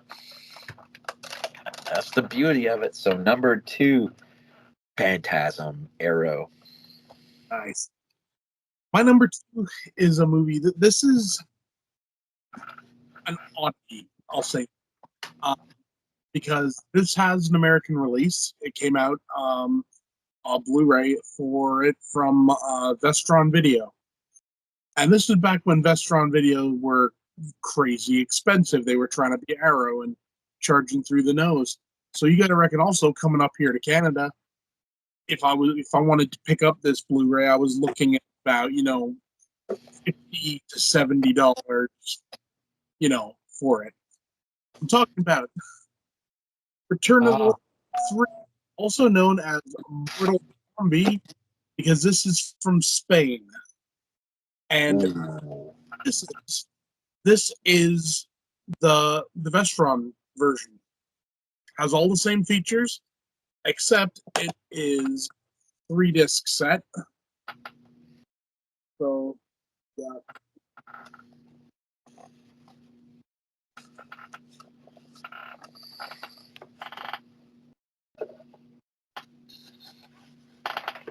That is a nice addition. It's a phenomenal edition. You got like a little book, like all written in Spanish, but is what it is, right? Yeah. This is a movie I've always liked. It's one of the ones that I would probably say this is the reason I kind of like redheads. Just saying, and the fact is, I got this for €10, Wow. for a 3-disc set, and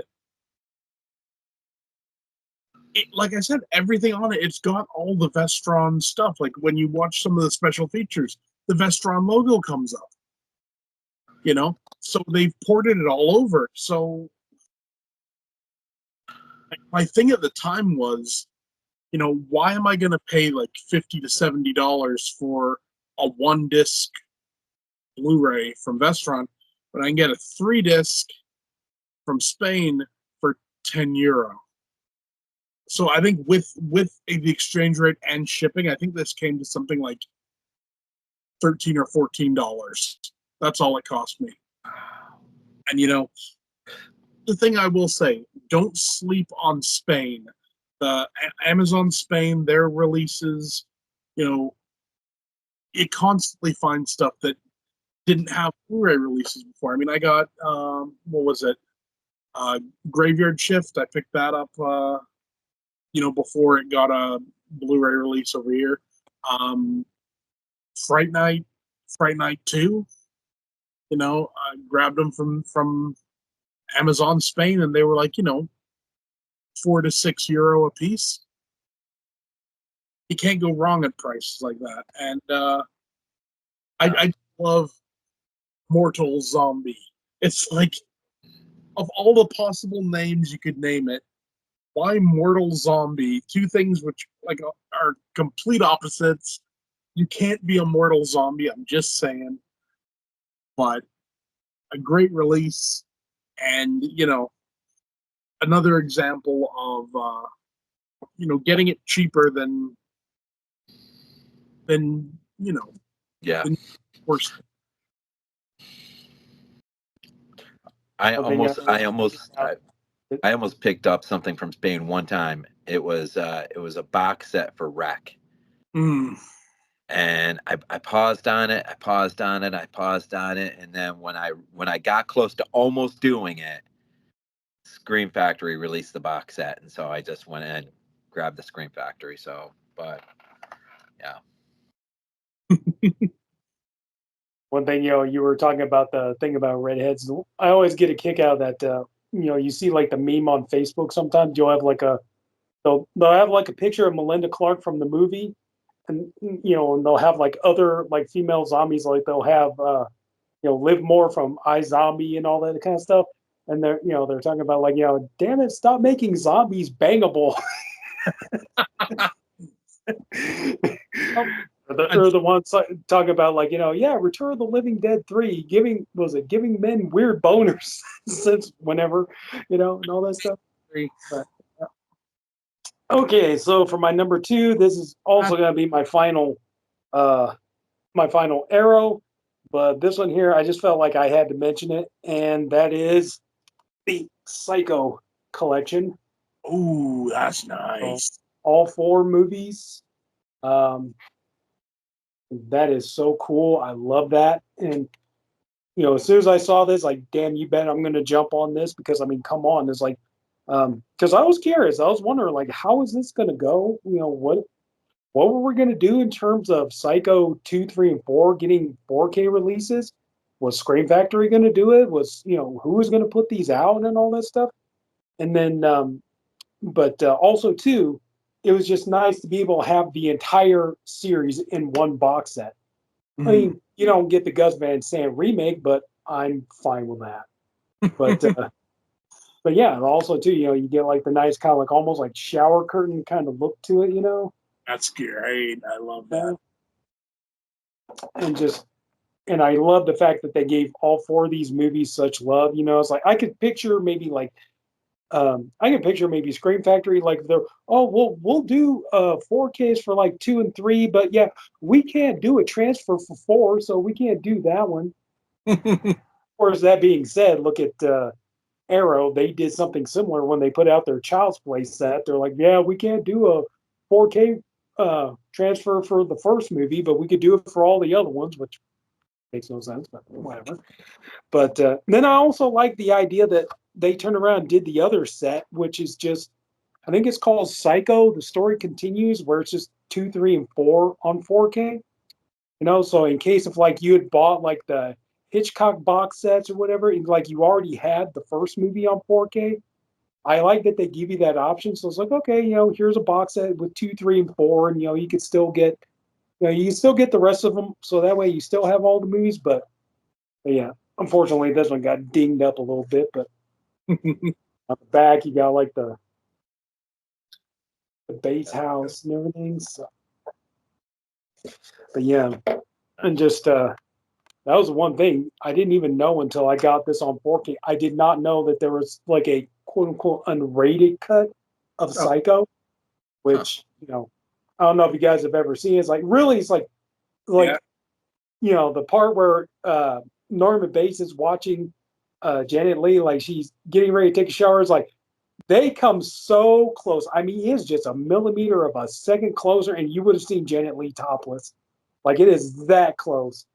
And then I think the other part was when Martin Balsam, like he falls down the steps. You see, I think in the movie, usually you only see the knife go down once, but it's like, in this version, you see it go down over and over again. So it's like his death scene's prolonged by just a couple of seconds. But anyway, still though, you got all your bonus features on here and stuff, and Psycho 2. Yeah. That was nice as well. It's like they imported all the bonus features over from Scream Factory 3. I've always liked 3. Huh? I've always liked part 3. Oh, I had fun with it. My brother gets a kick out of it. He's always like, watch the guitar. Yeah. and Psycho 4. Like I said, I was absolutely thrilled that they did 4K for this is one I don't know why. I just figured like if they were going to do 4Ks of these, they'd be like, yeah, sorry, Psycho 4, no go. We can't do commentary on, or we can't do a 4K release on this one. Yeah, it's just, you're going to have to stick with Blu-ray. But, Yeah. you know, the fact that they did it for this one is like, man, that is so cool. You know, what was this one here? The 4K in, what's that? Oh, TV aspect ratio. Okay, I was like, what the hell was that for? Okay. Yeah, that was a made-for-TV movie, wasn't it? Huh? That was a made-for-TV movie, part 4. Yeah, it was. It's made for Showtime. But yeah, I really like this movie. I don't, yeah, probably. I think I say I like all the movies. I just didn't care for the remake at all. But yeah, and then also too, you got your nice big fat book here, and Oh yeah, Anthony Perkins, like legend. And that's the thing. Now we're lucky because his son is now becoming this big, horror writer, director, and stuff. So, yeah, so it looks like we're making out pretty well here. yeah. Hitchcock there. Nice. I think that's from Psycho. Yeah, that's from Psycho 3. But just,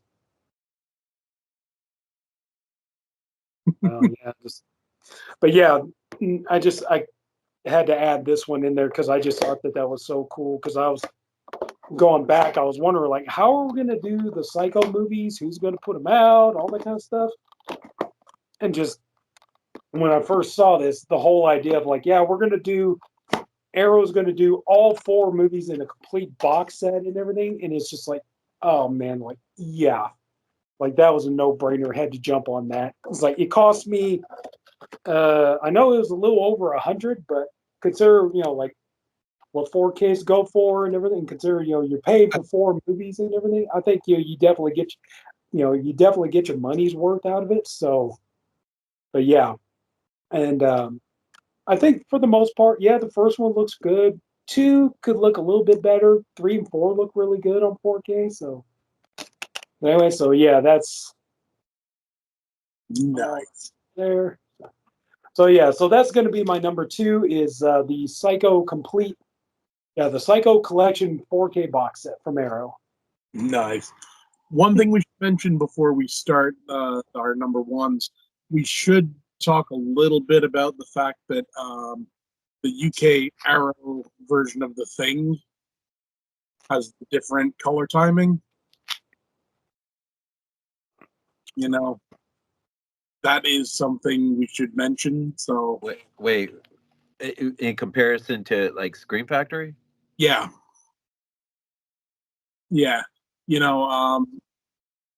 It's if you want the blue, the UK Arrow has the proper color timing. Yeah. Where the Scream Factory, it just doesn't. So yeah, you just had to throw that out there as well. Yeah, and you're right about that. That's the other thing about the beauty of being region free is you realize, because like with something like The Thing, I mean, I have 18 freaking million releases of that movie, so I at a glance I can tell you what's good about this one versus that one, or this one or that one or whatever. But that was one of the things I remember with the Scream Factory. I could not, I was just like, I thought the transfer was just god awful. The color, the palette, how they did it, it was just like, this is not my movie. This is not The Thing, this is not. But yet the Scream Factory is got the TV cut of the made for, or the TV cut of the film. Yeah. It's got it's the only release that has Dean Cundy's the cinematographer, his commentary track. It's got a great interview with between Mick Garris and John Carpenter, and of course some of the standard carryover stuff that's everywhere, including the one documentary that's probably on every single release. So I mean, so there's a lot of reasons why, if you love The Thing, if The Thing is one of your most favorite movies, you know, you get the Scream Factory for all those reasons I mentioned, and there's so much more on there. Even dated, not dated, but like, there's some docs on there that are literally from when the movie was being made, which is really cool. Jaws does that too, which is really neat when you can see a young Steven Spielberg sitting there talking, um, probably hating life at the moment, but um, but then you get the Arrow, and it's like, oh, I got the transfer now. This looks beautiful. This is my thing, and that actually too has a couple really good extras on there, um, documentaries on there. But the Universal 4K, they did a great job on the 4K. It looks fantastic. So yeah, there is it's interesting that you will see variances with some of these things, and I know Army of Darkness is another one that's not been treated very well as far as the how it looks, aesthetically with the colors and stuff. I think my best copy of Army of Darkness is probably my widescreen Anchor Bay edition VHS. To be honest, I mean, it looks great, but I'm sure now. How did Scream Factory do on the Army of Darkness? It's a pretty solid release, honestly. I mean, it's good for content since it's got like all the cuts on it and everything. Um, the it seemed fine last time I watched it. I didn't notice anything glaringly bad. So, I know like the 4K looks pretty good of it. I'm not going to be surprised though if down the road probably Arrow turns around, puts out like a set where it's like, oh, we're going to do where Scream Factory only did the theatrical cut. We're going to do all the cuts in 4K and stuff. Like one thing I did like was, with the 4K transfers, like at the beginning, when they push the guy into the pit, and usually like when you watch it, especially like on the older Blu-ray and stuff, when like the geyser of blood shoots out and everything, it looks too brightly colored. Yeah, And everything, it almost looks like cherry Kool-Aid or something coming out of there. it does. And then it's like when they did the 4K, it's like they kind of darken it a little. It's like, okay, it looks a little bit more like blood and stuff like that, So it looks a little more natural. And so, but yeah, the 4K looked pretty good. But that's what I'm saying. Though, I was like, yeah, I would not be surprised if before too long we're going to find out. Oh, Arrow's going to do a 4K. They're going to do all the cuts in 4K. So if you want to get that, yeah. And that's the other thing too is sometimes with extras.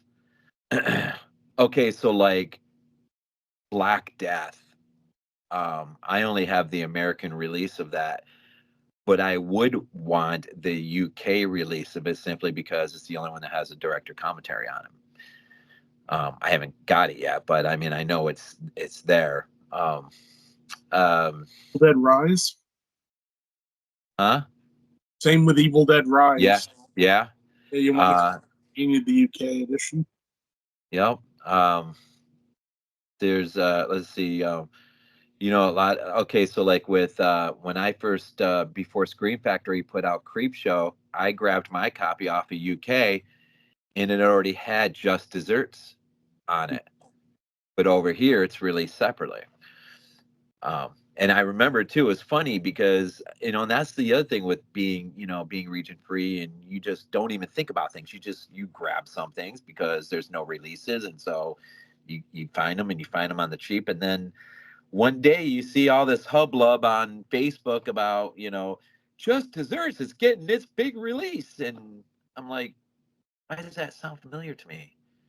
Then I look into it to see what it is. And I'm like, wait a minute, I wonder. So I go, pull out my copy, and I'm like, there it is. It's on there. And so, yeah, it's weird how all that stuff works. 88 is really good with all the rise and fall documentaries. Mm-hmm. I think I have pretty much almost all of them scattered across the many films that I've got. The other thing that's really good with something like 88 films, like if you like in the Italian stuff like um, oh, what's that movie? Oh, not uh, a- um, oh, Alien 2 on Earth Oh yeah. has a great small little uh, not really interview, but Eli Roth is on there talking some Alien 2 on Earth goodness. I have him on maybe two or three of my Italian movies where they just got him on there, just because he loves Italian cinema. Um, yeah, and so that's so there's so many things that you'll get, and why you don't get them um, over here all the time or hardly ever. I don't know. It's even like the Marvel Phase 1, 2, 3. Why haven't they ever put that in a box set over here? Makes absolutely no sense. Mm. But they did over there, and I got. In fact, I bought my X-Files complete season in a box set on Blu-ray from the UK because it was cheaper than getting it here stateside. Yeah. Now that doesn't always is always the case. I mean, you can sometimes go into Walmart and I think they have like 4 or 5 variations of the Walking Dead box sets. I'm not sure why there's so many box sets. I walked on that. It's like 5 of them up there. I'm not sure what all the differences are, um, but yeah, when there's so many besides all the extras and the varying commentary tracks. I can think of anything else that you run it that. No, that's about it for that. Um, Can't think have you guys ever had any problems with your region free? Nope, not one. No, No. no. And in fact, my original player, the first one I ever bought, is still kicking. I have it downstairs here in the movie room, and then I got a nice 4K region free player upstairs with Nice. the with the 4K player. But that recently has got a nice, well-deserved rest because we have the PS5 now. So I'm putting a lot of movies into that, and just giving my player a break because I don't need that, go anywhere. So, all right, you want to launch into number one? Yeah. All right, number one. I was surfing one day on Amazon UK, and I saw this movie sitting there, and at first I, didn't think much of it until I was looking at him like that can't possibly be what I think it is. I kind of looked and I kind of looked and I'm like, there's no way that. But I see what it says. It's telling me there's this commentary track on this movie that I love, and you can't find this commentary track anywhere else, anywhere. And so I ordered it, even thinking because nothing can be this good in life. Nothing is ever this good in life. And so I really believed that I was going to get this movie home. I was going to open it up. I was going to plug it into my player.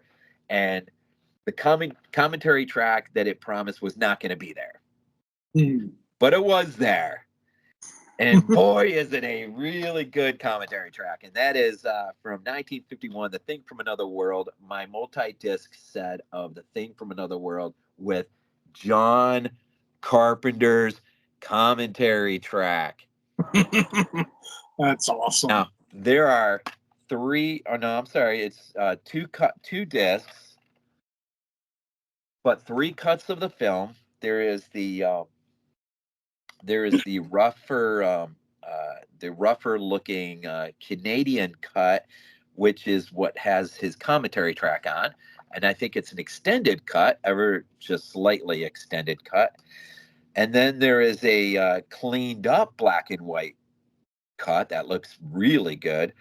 And that's maybe what they use for the Blu-ray. Actually, it's a really nice cleaned up. And then there is an unauthorized color on here as well. But uh, the uh, the best thing on here is just listening to John Carpenter talk about the movie he studied at college. Howard Hawks is such an influence on him, and he paid to be on the commentary track. That's kind of awesome. Says it very forthrightly at the very beginning. I paid money to be on this thing, and so I earn it. I earned my right to be here to talk about it. It recently got put on Blu-ray here in the States. Why they couldn't move this commentary track over to that Blu-ray release is beyond me. Beyond Even me. UK doesn't have it. You know what I'm kind of hoping though for is that since both Scream Factory and Arrow have their hooks into the Warner Brothers library, I'm kind of hoping maybe at some point we could get maybe a 4K of it, and that will include the commentary on there. They could somehow get the rights to it. We can hope. Fingers crossed. Yeah, disc 1, original black and white feature with commentary by John Carpenter. It is so, it is so much fun just to listen to it, and it's pretty meaty too. I mean, he gets into, because he, like I say, he studied it at USC, and and Howard Hawks is such an influence on him. And one of the things you pick up on in his film, The Thing, is there are certain moments when he has 12, 13 people in a framing shot. Oh yeah. That's Howard Hawks. That's The Thing from Another World, except there's probably 4 or 5 more people in this shot. And he talks about how Howard Hawks was a master at cramming in so many people into one shot. And he says, if you watch every person, everyone is doing their own thing. Mm-hmm. Everyone's just kind of doing their own thing. It may be a facial expression, it may just be reacting to what they're hearing, or they may be speaking, or maybe they're paying attention to each other while others are speaking. But it is an amazing, and I really could not believe it. I mean, even listening to it, hearing his voice echo throughout my house over the speakers, it was amazing to me to think that I could not believe that I found something so awesome like that. And and there's not much to compare to that over here. I mean, there's a few things. I mean, you got Adam Green has a fan commentary track on Friday 4. I know Rob Zombie has a commentary track on Monsters. Is it Monsters Go Home? I think so. Yeah. I mean, so I love these things. I love it when they bring in other directors, whether it's a commentary track or even on the Blue Underground release of Zombie, you got Guillermo del Toro's introduction to that film. And now you can buy it here in the States, but the French edition of The Mist with the black and white cut on it is a beautiful edition of that film. But that's the beauty of being region free. And so you can, every once in a while, you find things like a John Carpenter commentary track on something like The Thing from Another World. And so you can really start to, get in his head a little bit more and understand what was motivating him, in making The Thing and whatnot. It is. I still sometimes can't believe it's in my collection. I have this, and but I also it's nice that I'm definitely, I would imagine I'm in the minority of having this in my collection. I've seen it up there a few times, so I mean, every once in a while I'll go. I happen to be thinking about it. I'll be on Amazon UK and I'll look, and every once in a while I'll see it, and then every once in a while I don't see it. It just depends. It does pop up though, once in a while. And if you ever see it up there, boy, it's definitely. But How do you get his commentary track off of this and on a proper Blu-ray release of this movie? I don't know why it's so. It should be on my Blu-ray release I have here. Yeah, it should be. It should be on there. I don't know why is it got to be so difficult? Unless somebody reached out to John and John said, "Well, am I going to get a check?" No. Well, then don't move it. Who knows? I mean, it could be. I could be something like that. Yeah. He paid money to be on there. I don't know. Whatever it is, my number one, the thing from another world, simply, really, mostly the John Carpenter commentary track, which makes it a real gem. Okay, my number one is from 1974. It is The Wicker Man. Nice. Now, what makes this edition sort of unique is like the one we have over here is just the final cut. That's all that's on it. This is a 3-disc set. Final cut, theatrical cut, director's cut, and a soundtrack. So it goes above and beyond to give you the version that it deserves. Because that's the thing, how can you not give a movie like, holy crap, I never knew about that. Apparently, also you can buy the sound songbook, and you can play the songs from the movie. To me, yeah, but this has all 3 cuts, and it's phenomenal. And I mean, look at that slip with the gold. You can see by how much it's shiny. That's a gold embossed. That is this, I would say, is the definitive Wicker Man release. And I own the wooden box from Anchor Bay, and I'm saying this is the definitive release. So, a phenomenal movie, and it just what more can you say about it? Christopher Lee, Britt Eklund, and if you can find this edition, pick it up. Who put it out again? It came out from Studio Canal. Ah, yeah. It shows you how long ago. When you look on the back, Twitter. Yeah, it's not called that anymore. So yeah, it's such a good movie, and like I said, this is the version that it deserves. Yeah, my number one, The Wicker Man.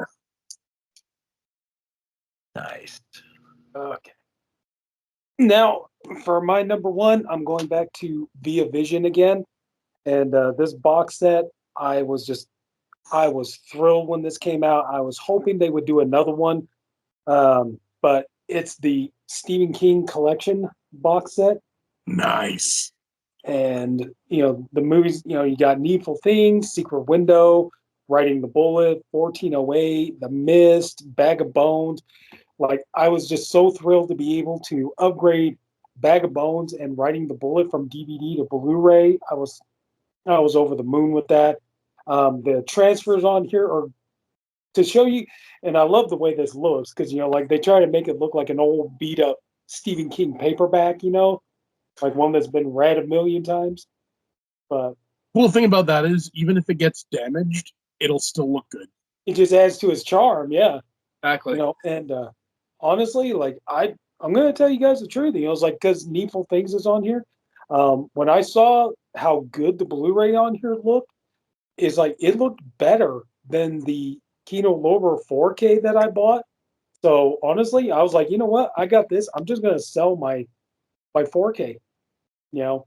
Like that's pretty sad when the Blu-ray looks even better than the 4K does. It's like, but just I love all of these movies. I mean, The Mist is a masterpiece, and but that was the thing, like that was what really really got me hyped was like, oh my god, are we going to start getting some of these Stephen King TV movies, like start getting them upgraded to Blu-ray? Like could we maybe get like the Tommy Knockers or what was the other one, Storm of the Century or something like that? And unfortunately, at one point, Via Vision did put Kingdom Hospital out on Blu-ray, but that's way out of print now. Can't get it anymore. But yeah, and there's like, and that was like another thing too. The Blu-ray for Needful Things has both the theatrical and the 3-hour TV cut of the movie, and it's like, man, it's like it looks so good on here. It's like it just both versions look way better than they did on the 4K, and like the everything here you got like there's like 1408 there. And this is 2 disc, and that's the thing. Like I said, they're all kind of designed like old Stephen King paperbacks and stuff like that. And what's in here? Oh wait, get that out of there. But there you go. There's like disc 1, like disc 2. 1 is the theatrical cut. 2 is the director's cut. Because I don't know if you remember back in the day, they had the 2-disc DVD of this. They had the director's cut, all the bonus features, everything's imported over on here. So, and to be truthfully honest with you, is like we haven't gotten a 4K of this, but to be truthfully honest, I'm not sure if it would even look better. Just the transfers on here will just knock you off your feet. And then we got, let's see here, Bag of Bones. Fortunately, the only, just deleted scenes.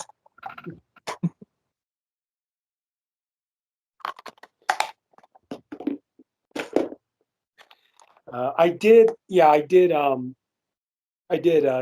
a little bit of work with this one because I put my 4K of The Mist in there. So it's The Mist. You can't get rid of the 4K of The Mist. Come on. But yeah, unfortunately, I didn't have a 4K case to put it in, so I just found a Blu-ray case. I just put it in there. So I need to get have you seen the black and white cut of that?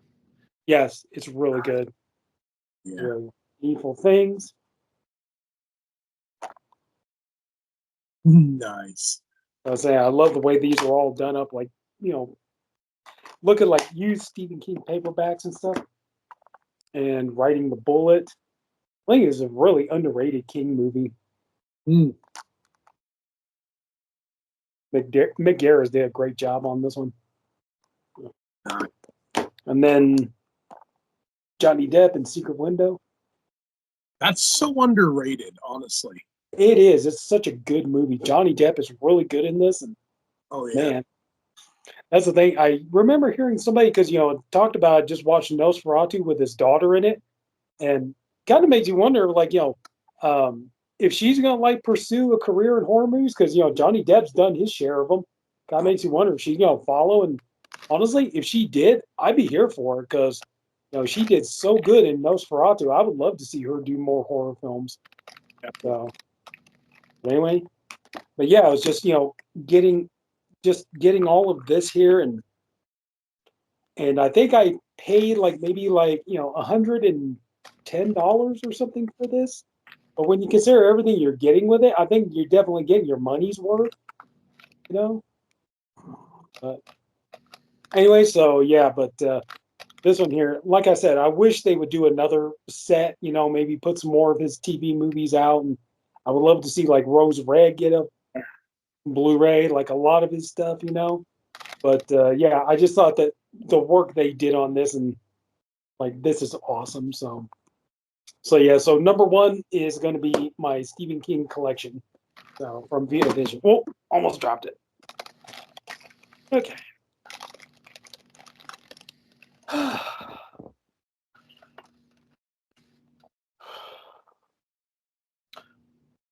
Well, does anyone have just one last honorable mention you kind of wish you would have had in there, but it just didn't work its way in there? I'll throw one out there. my German release of Halloween 3 Season of the Witch. Oh, nice. It's the metal steel case or steel book of it.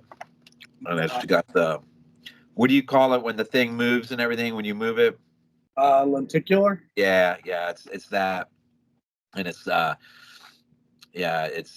witch there, the main guy there, that kind of moves and whatnot. But the commentary track on there is great. It was Tom Atkins talks about how towards the end of it, how he how Rob Zombie's Halloween 3 would have went down, the way it was shaping up to go. And that's so great. But I'm pretty sure that same commentary track is on Halloween 3 Blu-ray release over here. Pretty sure it's the same. It's the same one. But it's great to hear him just talk about how close they actually got to that. But you got one, Glenn? I'm trying to think of one.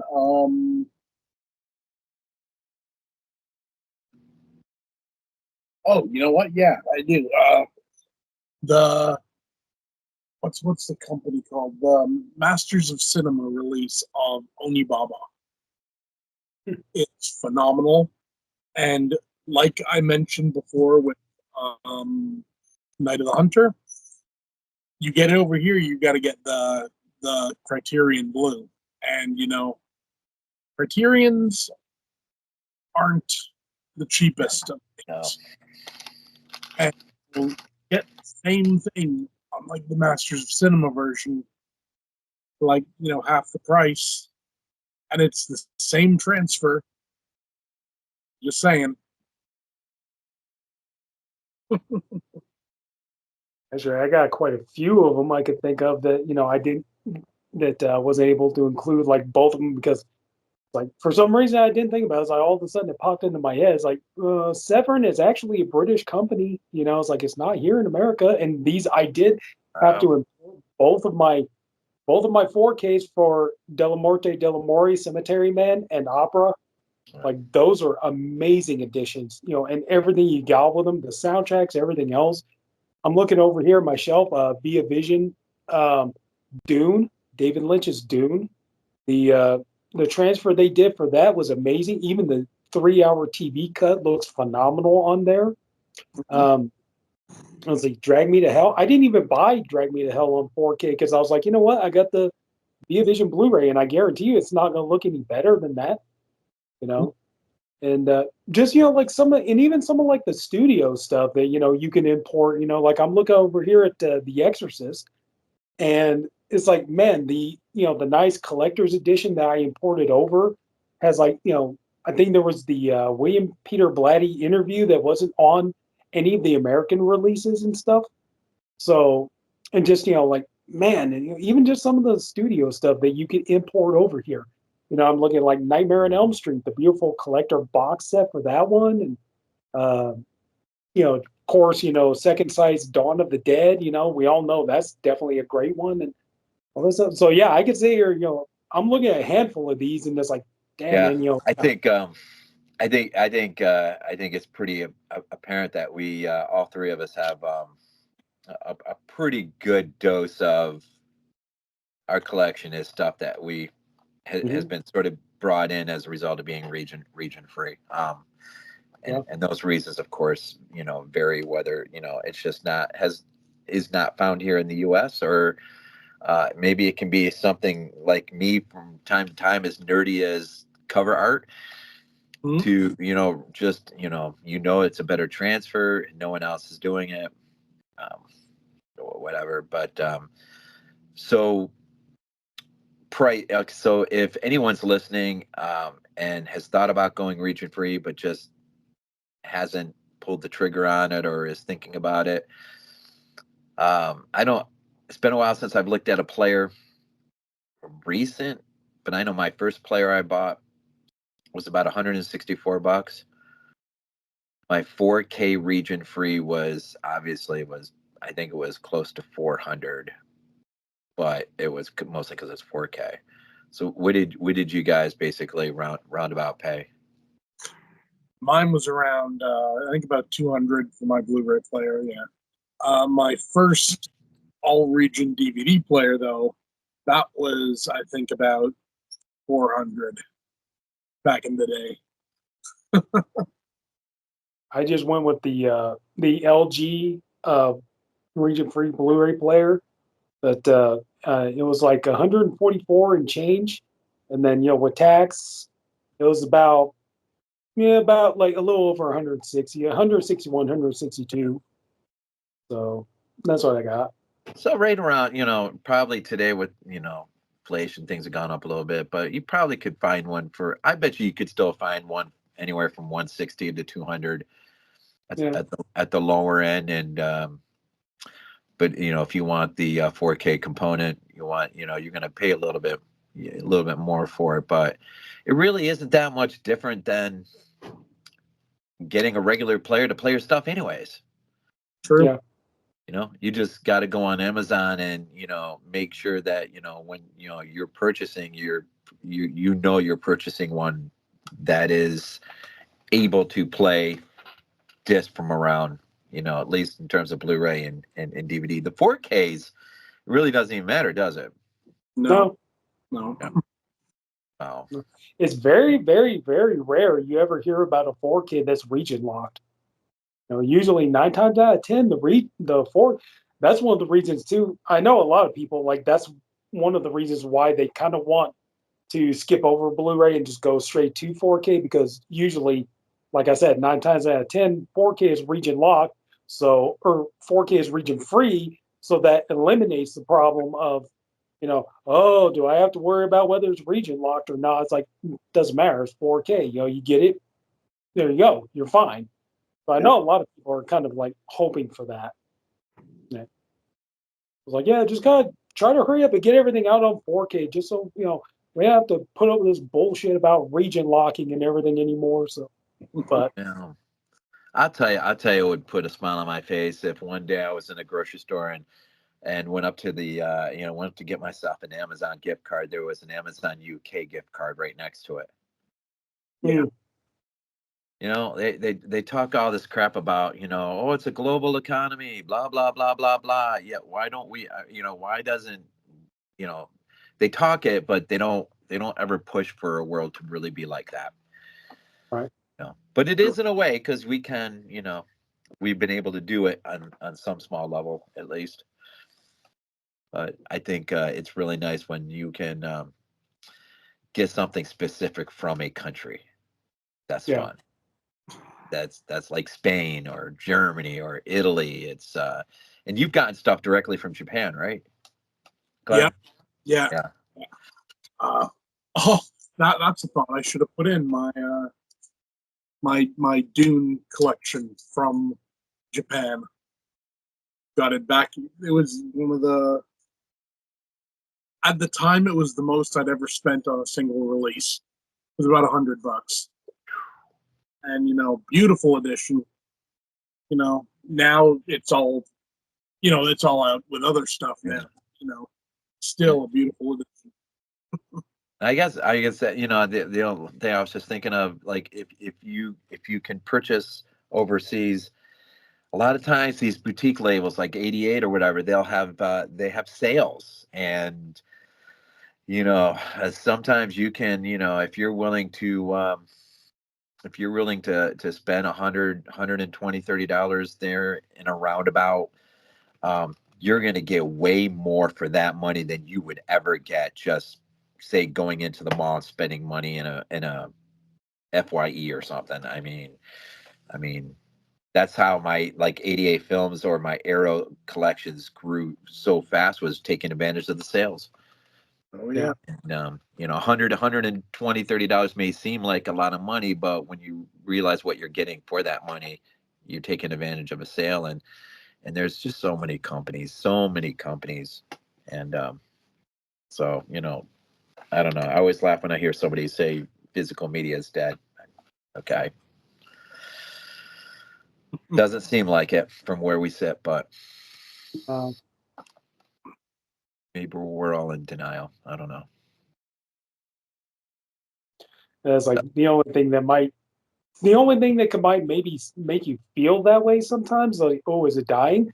is because we go through, we go through periods where it's like nothing new is really coming out, but we just kind of see like the same stuff just kind of being churned out again and again. It's like, oh, we're putting this movie out again, but it's a new steelbook, or we're putting this out, but there's a new slipcover. Walmart is the worst at that. Every time you turn around, oh, Walmart is putting out the same movies, but now with a new slipcover, or they're putting out, the same movies, but oh, there's going to be a steelbook of it now, and everything. So it's like, I think that's kind of what makes people. It's like, oh my God, are we hitting the point where physical media is dying out? Blu-rays and 4Ks and stuff are dying out. It's like, no, just unfortunately, we hit those slow periods where just nothing new is coming out. They're just cranking out the same stuff, but just with a different package on it. Yeah. So that's the thing. If Lionsgate, like even Paramount, like Lionsgate, especially Lionsgate, man, if they really dipped into a lot of their movie library and really started putting stuff out, holy crap, everybody would think like, everybody be like, holy crap, man, like physical media is never going to go out because we're getting all this new stuff, and everything else. Yeah. It's like I was just thinking about, we were talking about Devil's Rejects a while ago, and I was like, man, because it's 2025, 20th anniversary of Devil's Rejects. I really, really hope we're going to get like a nice collector box set for Devil's Rejects, like what we got with House of a Thousand Corpses here a couple of years back.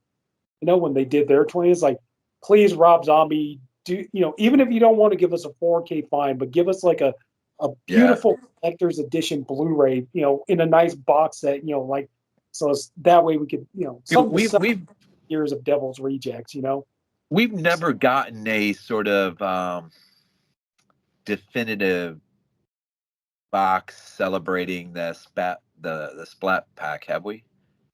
No, not really. No, that would be an interesting, I know there's that Fridge Extreme one that's coming with Frontiers and all of that, but it would be interesting to see a small assorted collection of 6-7 movies,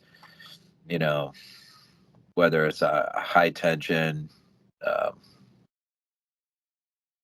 Wolf Creek, something from Zombies, something from someone else, 6-7 movie, nice box set.